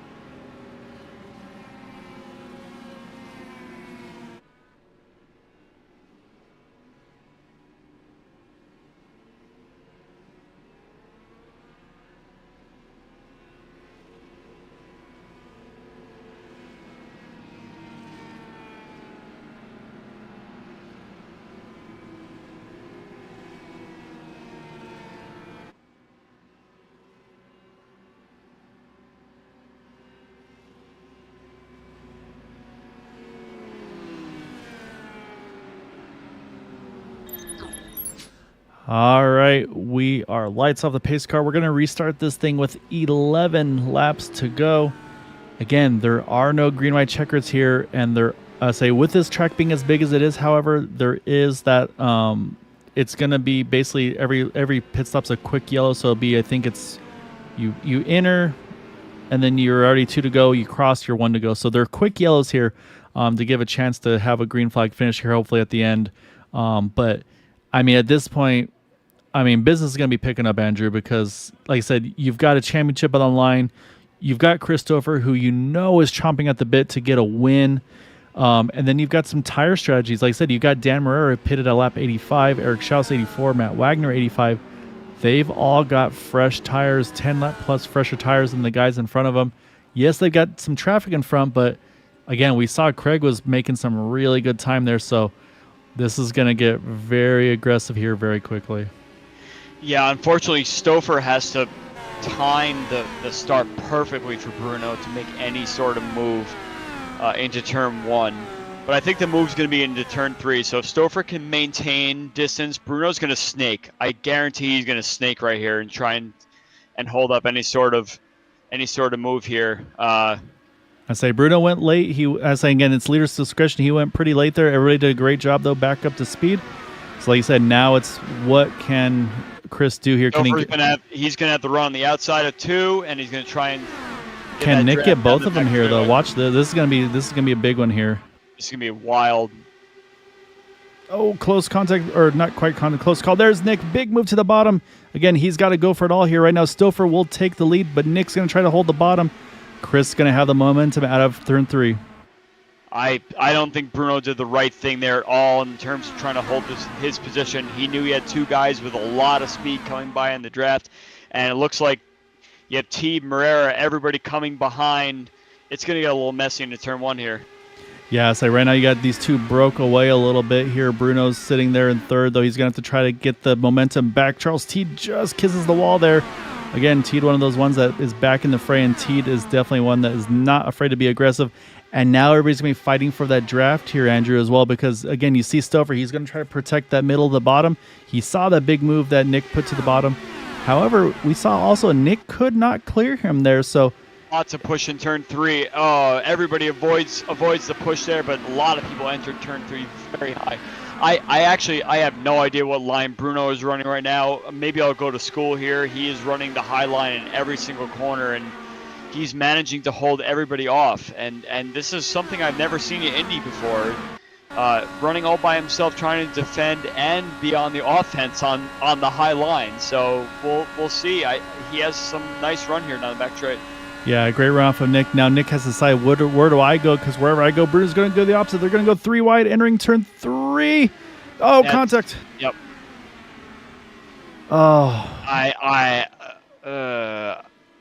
Entering that low into turn 3 it's a risky one with that much speed, and yeah, it looks like there's a lot of cars involved here.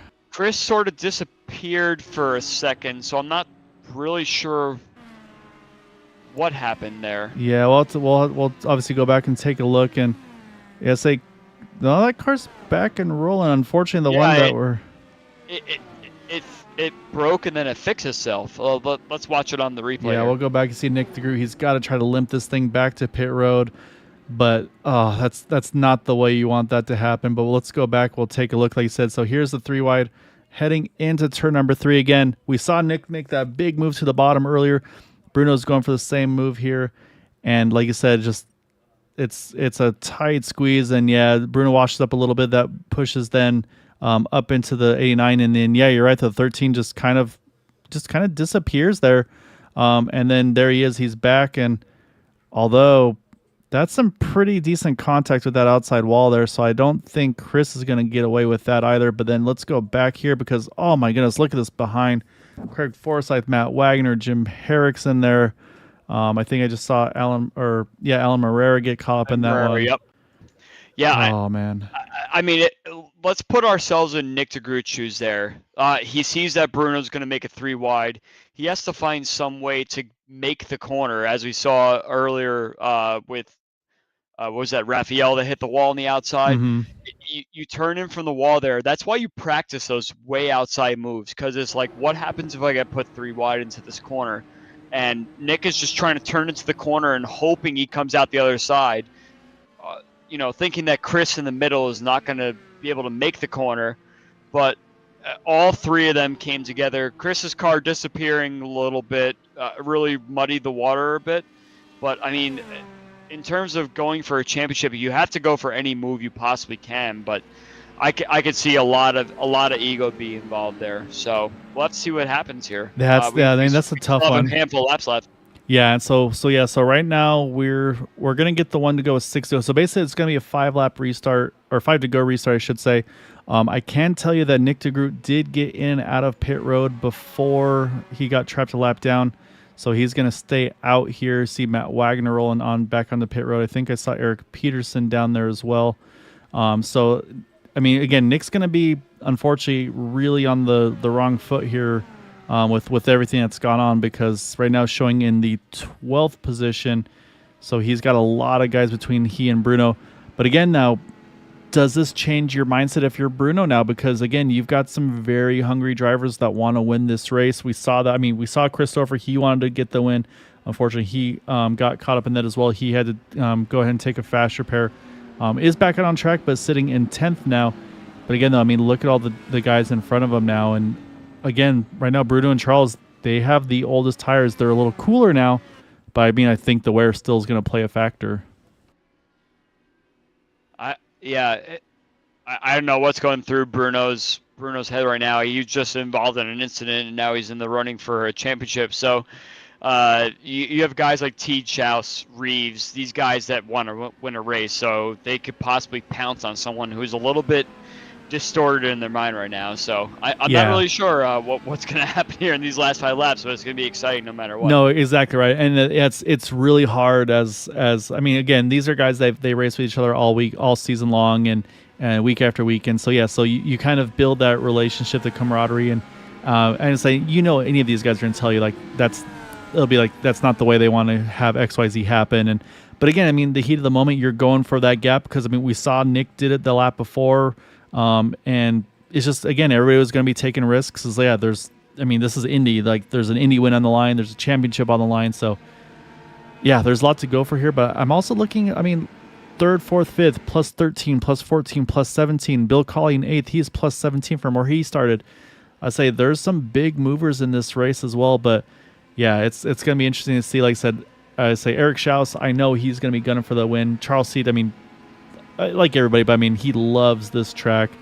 This is definitely one that he will definitely have circled to try to get. So, we've got 5 to go here. Like I said, depending on if and when another caution falls, that could be it. It could be it could kind of finish under yellow. Hopefully, it's not the case. Love to see these 5 laps play out, and we'll see who's able to get the win and the championship here in just a short amount of time. It's all about the restart here. Let's make sure we all get started nice and clean and have a nice clean 5 laps. Yeah, so now it's again, Bruno has to decide how early or late do I go. Now he's down and away, looking out the back. Oh, Christopher in the wall. Oh, Nick DeGroot in there as well. Caution back out. That's going to be championship over for Nick DeGroot because that car is on its lid. Fast repair done already. Has to take a tow. Christopher has to take a tow. Oh, that's a heartbreaker there, and just unfortunate to say that the accordion effect we talked about. We'll go back and we'll kind of watch it from where Nick is sitting, but yeah, that's gonna be a tough pill to swallow. So you can see, kind of you see Yari down on the inside line there, just kind of giving himself a little bit of space.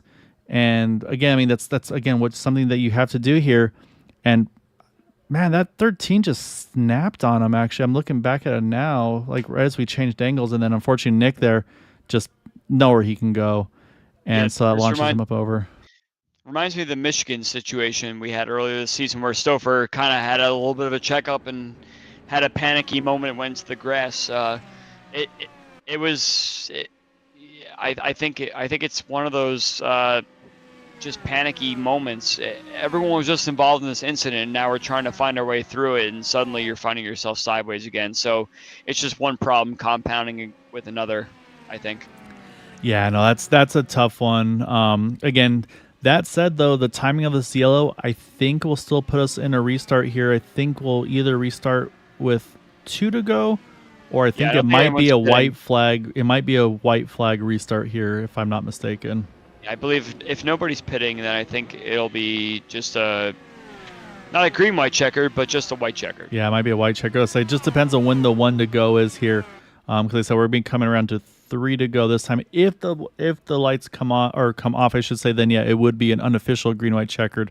But I think they're just now taking the kind of the lights are still on. So yeah, so I think what we're gonna have a white checkered, and that's honestly probably gonna put Bruno in a very susceptible place because we talked about how big of a momentum you can get through the backstretch on these restarts.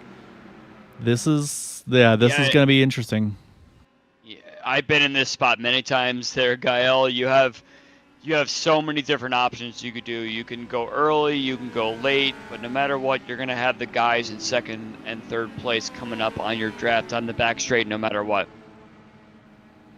Yeah, no, exactly right. And then again, the thing is, there's still risk versus reward. I mean, I don't think at this point Nick can finish ahead of Bruno, but if Bruno gets involved in this incident, he can go from 1st all the way back to 12th. And Nick had a 2-point lead going into it. Bruno may have had the advantage on the bonus points. We have a feeling, but again, every point matters. And so, yeah, so Bruno's going to have to be very, very risk versus reward here. You want to win the race, you want to win the championship, but right now, if you finish 3rd, 5th, whatever it may be, you've got it locked up. So do you play a little bit extra protect here? No, this is Indy, Gael. You want to win the race no matter at what cost. Yes, if I were in Bruno's shoes, I feel a little bit distracted by whatever situation I went through in 2 cautions ago. But it's Indy. It's a win is a win, no matter how controversial it may be. Yeah, it's definitely a tough one, but like I said, we should see the lights go off here, and yeah, 1 to green here. So like I said, it's gonna be basically a white checkered here. So it's this. Yeah, it's all. This will pending them getting through the start finish line before an incident happens. This will finish under green. It's all based on how Teed, Schaus, and Reed. Well, more Teed and Schaus get going behind Bruno. It's just tough to defend from the lead. We've seen in real life Indy 500s before, restarts that end in misery and all sorts of stuff like that. So I think this last lap is going to be riveting. No, this is going to be super exciting. I'm really looking forward to see how it plays out because, like I said, Charles Teed, he's been kind of running part-time schedule. Eric Schaus, he's been doing what he can, and we've seen him retire early from races to take care of his daughter when his wife is at work and stuff. So, like, there's times where he's running really well and he has to just make an abrupt left and park it to go be dad. And so, yeah, and again, and like I said, and beyond all of that, it's Indy. Like, this is huge. So the other thing to mention is after our interviews tonight, we'll be doing the raffle for the gloves being donated by 40 Racewear. So definitely stay tuned after the interviews. We'll be doing that. And we'll see which driver is going to go home with a pair of gloves as well.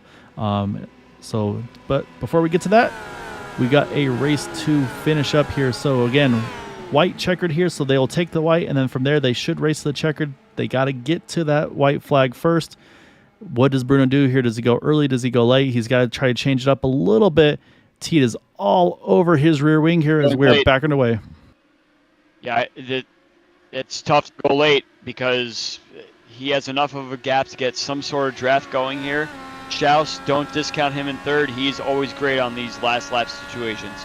Yeah, no, that's the same thing. Schaus has no absence of aggression as well for him. So this is going to be the fight. Here comes the big run for Charles Teed. He's going to get the big draft. He's going to have to go high. Eric Schaus going to go high as well. We'll see where the momentum lays here as they enter turn number 3. Yeah, I think Teed has some sort of momentum. Oh, he's here. tight. Oh, almost contact through 3. Now it's who can get the run out of 4. Charles Teed's going to steal some draft here down the front stretch. Can he get enough momentum? Try to get back to the front at the line. It will be Bruno Miranda getting the win over Charles Teed. And with that contact I think I saw by Eric Schaus, Taylor Reeves going to bring it home in third. Oh my goodness. I think again we talked about the tires and temperatures and all that, and I think just a few drivers just got a little bit too tight there on the tires that had cooled off of those yellows.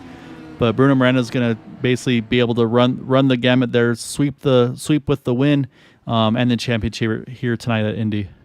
I think Eric was a little too nice. I think if I were Eric, I would have run all the way down to the grass and do the same move Bruno tried on Chris and Nick. Unfortunately, he just got a little bit high and he took the wall down. Yeah, so he does still bring it home in 4th position, but yeah, like you said, it's all these guys. They're gonna want to be able to get it, but man, what a wild one here tonight. Obviously we'll try to get the official points updated to have no question marks, and of course just to get the final standings in general here. But again, it looks like Bruno Miranda will be our champion, and indeed he will. Nick DeGroot will finish 2nd in the points. Chris Dofer will bring it home in 3rd for points. Matt Wagner, Jari Brupaker rounding out our top 5 in points. So while we watch Bruno here, let's go ahead and pull up our final results before we get to those interviews. And it will be Bruno Miranda over Charles Teed, Taylor Reeves, Eric Schaus, and Elmer Joseph grabbing a top 5 here tonight. And then behind them, Jim Herrick, Gary Laverne, Jari Brupaker, Dan Marrera, Eric Peterson, top 10. Bill Colley just falls out the top 10 in 11th. Richard Sanchez, our final lead lap finishers. And then, unfortunately, it's like just the attrition there at the end. As you see, Nick DeGroot, Christopher, Edson Santos, Alan Marrera, Craig Forsyth, Matt Wagner, all 5+ laps down. Like I said, they were all there vying for it. Just unfortunately, the attrition there at the end got a bunch of them. And then some earlier retirements as well, including Michael Carrillo. And then these guys, their nights ended much earlier, unfortunately, including Nate Fields, Sheridan Wade. You see Jim Brooks, Nick Russell, AJ Hobson, Raphael Eckert, and Brad Adams. All right, so now we got to chat with some fellas here.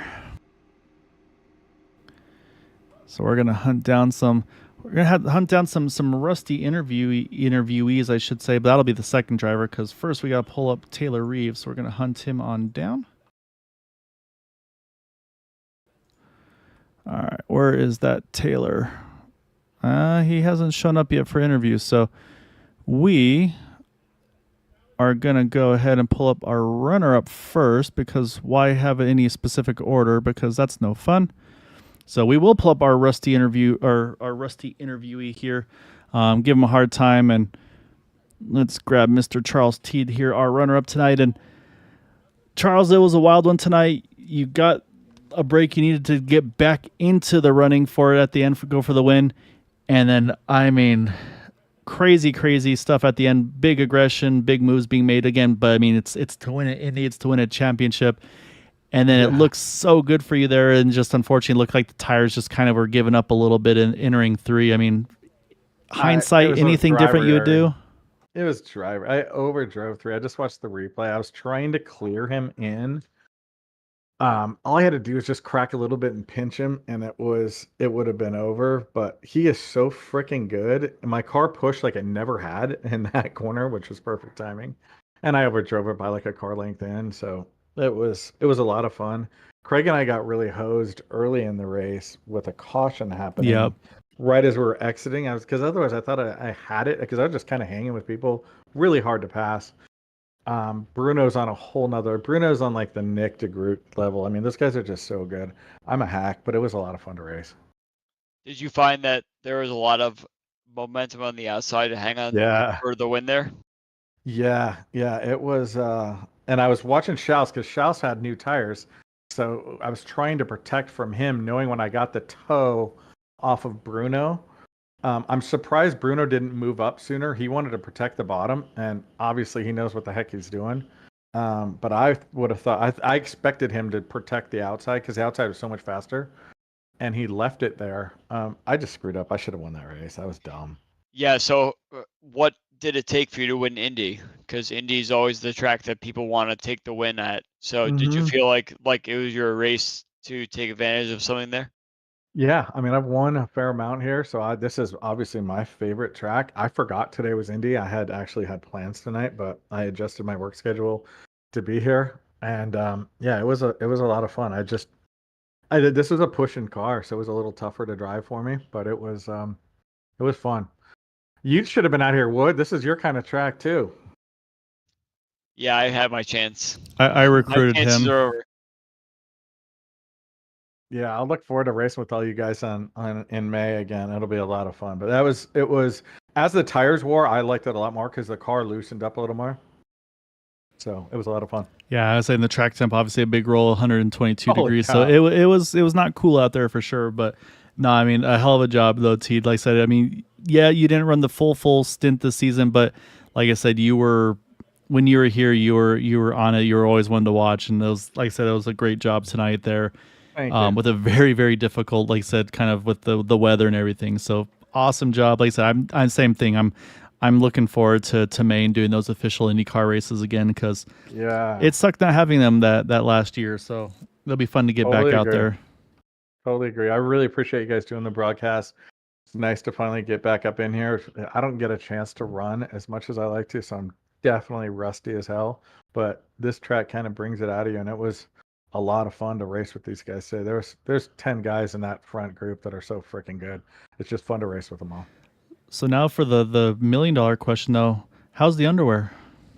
No, this isn't a win, so you don't get to pull out. No, that was a couple of seasons ago. These are clean, no skitters, so we're good. All right. I was a little nervous. It's funny because I haven't run up in the front a whole lot lately this season. And so I was actually nervous, but yeah, it was a lot of fun. I just cannot give Bruno enough credit to run the bottom around 3 and 4 and have enough pace to get me. I mean, that was very, very impressive. No, he was on it tonight for sure. Yeah. I have to ask though, there was a lot of wall banging early on in the race. Yeah. Did you find that you were able to kind of maneuver around some of these guys where touching the wall and Yeah. and doing any sort of shenanigans? Yeah, I think I didn't pass a ton of cars, but I passed a few cars, and it was always around the outside. And it would usually be a lap after they banged the wall, or that they tried to make a pass to the inside, because that would then set you up on the next lap. So really, really tough to pass around the bottom. But yeah, there was lots of banging around out there. I think I kept a car clean. I might have had a 0x with Yari, but other than that, I had a clean car. Yeah, awesome job, man. And it's like, we'll let Thank you you, go boys. hang out and debrief with your buddies. So you get a couple weeks off, then we'll put you back to work again here, hopefully soon. And so yeah, make sure you start clearing out your Tuesday nights for the next season. Awesome. Again, boys, thank you guys for broadcasting. Oh yeah, Really, no, really I'm appreciate filling it. my job here. No, you got to do all your thanks and shout outs, Teed. Do that first. Oh yeah, here. Well, thanks to the Dark Horse guys. Thanks to Wagner for putting this league together and running it. To you and your dad and Wood for broadcasting. Really, really do appreciate it. For everyone's mental health out there, let's do a shout out here tonight. That there's a lot of people out there that are struggling with stuff. So keep them in their thoughts, anxiety, whatever it may be. So just want to keep people in our thoughts that are dealing with that mental health shit. Yeah, I Thank you, appreciate boys. that, man. Great job tonight, Teed. Go enjoy it. Thanks, fellas. Go ahead. All right, we're gonna have to go chat with a very, like I said, I mean, you're still gonna be happy. Like I said, I'm sure, yeah, a little bit of like, not the way you want to win it, but at the same time, I mean, these things are so hard to get. So, saying we're gonna pull up Bruno Barano. He's gonna defend his championship and put another one in there. I already saw we had Goyo Emiliano Dorso cheering you on tonight, Bruno. So, congratulations on the win on the championship. You were very fast tonight. I mean, you led the most laps, and just basically the cautions kind of brought everybody back to you.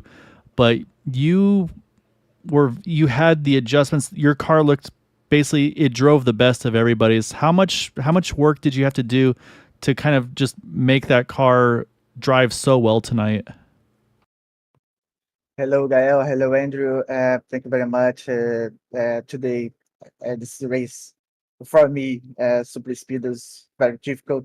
I use some configurations in this track, and I try in the practice, and it's very fine, very okay for a race. So I think helping me in this race.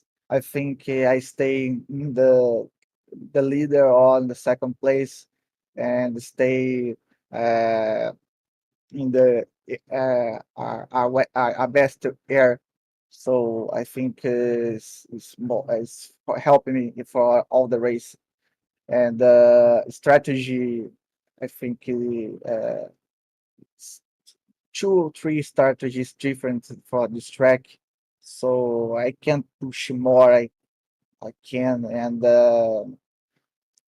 so I happy to stay in the final of the race and finish this race, because Indianapolis for me not a good lucky track. So I'm very uh, I'm not okay, because the final of the race, because the final laps, I had a net code with Stoff and the Groot and the Nick out of the race, and I for me I can stay with him in the final lap, and with Christopher. So I'm not very happy because for this accident, because the net code, but uh, in the all parts of the race, I think it's good for me. I think I'm stay in the best position in the track. So I think it's helping me. Yeah, Bruno, it looked like you took the high line a lot in those last 15 laps or so. You were up on like the third lane for a while, so you lost a little bit of ground to Stover and to De Groot, but it came to a point where you actually had a lot of drafts and you had a lot of maneuverability up on the high side. Was that your plan to run high and try and get some draft down the straightaway, or did you just kind of get out of sorts a little bit and find yourself down towards losing time and then getting it back when the dirty air kicked in once everyone was at full speed? Yeah, these situations for me is difficult because two cars in front, the dirty area, I think is very difficult to stay in the correct line. And the third line is very dangerous in Indianapolis because the cars losing front, and I think when uh, I stay uh, behind the Stoffer and the Groot, for me is the I think it's the best position for me because it's very difficult to pass in this situation. And so I have some lucky because the Stoffer I think not saw me uh, put in the sideline, and the Groot put in the outside line. So, but unfortunately, we have a net code and um, bad lucky race for us, I think, because I'm not happy to finish the racing for this situation. So this part for me for is very difficult in all the race.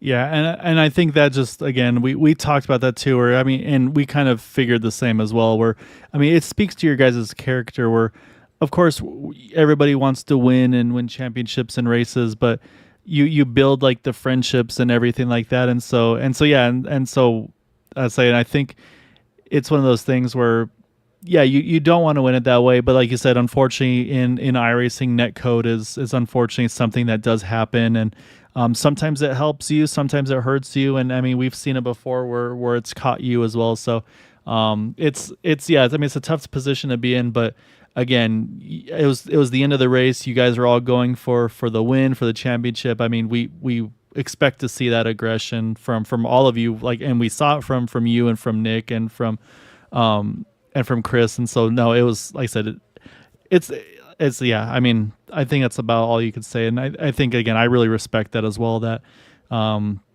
it's no fun, but again, definitely don't let it overshadow though everything you've accomplished this season. Because like I said, you did an amazing job all season long. So definitely want to give you the floor and any thanks and shouts for tonight's win, and of course for that championship as well.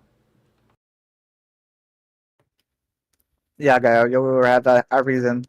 So some problems staying in this game because the net codes I think is to happens to everybody. I think so. Fortunately, just to have this net code in the final of the race, final of the championship. But so I congratulations to Nick for uh, the championship. Uh, thank you, Matt. Thank you, Andrew. Thank you to Gael for the broadcast. Thank you guys to stay and see this broadcast. Thank you, Matt, for admin the area 51, and thank you my team, Roller Export. Thank you, my team owner, Gregorio Dosso, and thank you guys for see this final of the championship. Thank you guys. Thank you very much, and thank you. Congratulations again, Bruno. I said again, awesome job all season long. As I go enjoy this one. Thank you, guys. Thank you, Andrew. Thank you. All right, Andrew, that is our race winner and champion here tonight. And again, I mean, you could hear it in the voice, and again, it's a tough. I mean, you can even see, like, even just watching him, he brought the car back to pit road. There's no big donuts and celebrations and stuff, because that's the respect these guys have for each other. It's they want to win, of course, but they want to do it heads up, and it sucks when it's something like that happens with a net code or things of that nature. It's a tough deal, but again, every race, all 10 or sorry, all 12 races are equally as important to each other. It's just this one happens to fall at the finale, and so yeah, there's more eyes on it and all that kind of stuff. So, but I mean, what a race though! These guys were putting on a show tonight. Yeah, you have to go for whatever you can go for, right? These guys are points apart in the championship. That's why it's every bonus point matters. Every situation you put yourself in all season comes down to the last race. And if you have to find a way to get a win just based on a couple points, you'll do anything. So it's tough, but it's understandable at the same time. Yeah, exactly right there. And what I'm going to do now is we got to pull in a couple fellas here. One is an admin, one is an amazing league sponsor, because we have some gloves to raffle off. So I'll say I'm going to share my screen on Discord over to you guys so you can see what I'm up to. And then I will also be sharing it here in just a moment as well on our stream. That way there is no shenanigans that we're worried about. So you'll see it pop up right there. All right, Mr. Matt, Mr. Jim. I'll say these are a list of drivers we have that are eligible, that have run the 10 of the 12 races. And of course, those that maybe aren't already 40 affiliated drivers, which will be including Mr. Alan Morera, Bill Cawley, Brad Adams, Bruno Miranda, Eric Peterson, Eric Schaus, Gary Laverne, Yari Brupacker, Nick DeGroot, and William Swenson. So I'll say before we do it though, Jim, I mean, I'll say you've been awesome for this league for so long with the gloves, with the racing shoes last season for the champions. I mean, just I'll say, do you have is that you're staying with the focus with the gloves and shoes? Are you looking at other things in the future? I mean, tell us a little bit more about 40 Racewear. Yeah, thanks. Yeah, we do have some new things in the works. It's taking a little bit of time to get it all sorted out, but we've got some new gloves coming. Hopefully, the new low top shoes that'll be out, I'm hoping by like Black Friday time. And just some other gear, some new jerseys and a new hat. All that stuff should be coming onto our website soon in the next few weeks. So working hard on that, and yeah, just have such a fun time in this league. The admins do such a great job. You guys do a great broadcast, and I love racing here. Everybody's pretty good, and they all race clean, and everyone's friendly. It's just a great league. So I like to help out and do what I can to try and create interest in the league, and maybe give people some to come and race for. No, it's greatly appreciated, and definitely echo the sentiments. Like Matt, you've done an awesome job doing all season long, just running the whole show, setups and servers and everything. So big thank you for all your hard work, man. And then also, I mean, again, Matt pulling his name out of the list, like he's like, I'm an admin, I don't want to be part of it and stuff, and just giving other drivers more opportunities. So yeah, and for those that also, maybe if you don't win, if you're in this list, or anybody watching, if you want to still buy some gloves, you can still get them at a reduced price using the code AREA5115 for 15% off your order. So however, it's time to click the randomizer button, and we're going to see who gets some shoes. It's going to be the top name on the list, and it is going to go silver lining here. Mr. Nick DeGroot going to win a pair of gloves. So maybe a little bit of a say, maybe help him feel a little bit better there at the end. But so that is our, I'll say, again, there's no shenanigans. I say we clicked it once. I wasn't going to do the whole multi-click thing. So it will be Mr. Nick DeGroot that will get a pair of 4D Racewear gloves. All right, congratulations, Nick. So I'll say we'll have his people get a hold of your people, Jim, and we'll work some magic from there. Sounds good. you see this list here, and poor Gary Lovern is right up there at the top, but just not close enough to get that. And that's something, and I brought it up with the admins, like, hey, how do we want to do this? Do we want to, like, it's like, oh, you can click it 3 times or 4 times. Like, I just want to click it once, because if you see like, oh, my name is up top, oh, now it went to somebody else. So take an average of some sort, maybe. Yeah, exactly. So no, congrats to Nick. And that's saying, I'm again knowing, like I said, some of these drivers, some we'll see as like it could unofficially, maybe it does switch over to Gary if Nick's like, you know what, I already have gloves that I use from 40 Raceway or whatever it may be. So like I said, that'll be behind the scenes stuff. But Andrew, it's 12 weeks already. Like, I'm excited about having a little bit of a break, catch my breath and everything like that. But man, this season clicked by really quickly.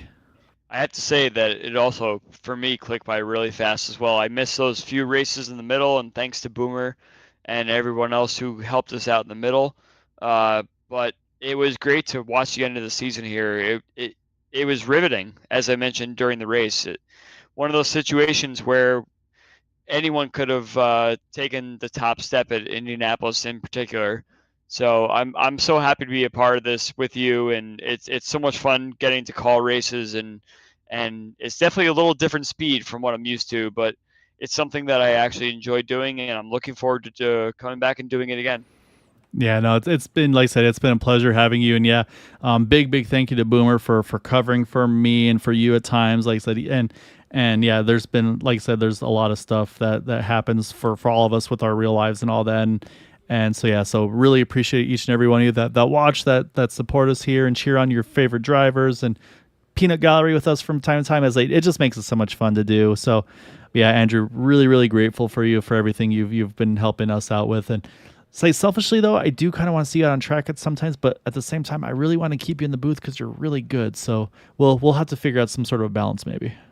Yeah, I miss being out there on track, especially for a chance that I can go out there and win a race or two. I've had a lot of success in this league, but I found my place here in the booth, so I'm happy to be here, and we'll see what happens in the future. All right, well, I appreciate you as always. Again, thank you so much, everybody that watches, supports us.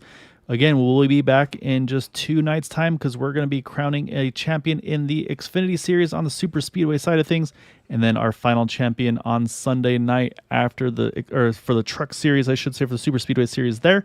And also, same thing, all those drivers that have run 10 or more races will be eligible to win a pair of those 40 Racewear gloves. So, say for those that maybe so we'll see what next season holds. Let's said I don't want to pull Jim too hard, but say he's been awesome for the league. So again, big thank you to 40 Racewear, and yeah, looking forward to see what the rest of the season this year has to go, because there will be a season 2 of 2024, and I believe a season 3 as well to try to fit it in before the calendar year. So hope you all have enjoyed it tonight. Hope you enjoyed the season. So till next time though, as always, take care, stay safe, and have a great night.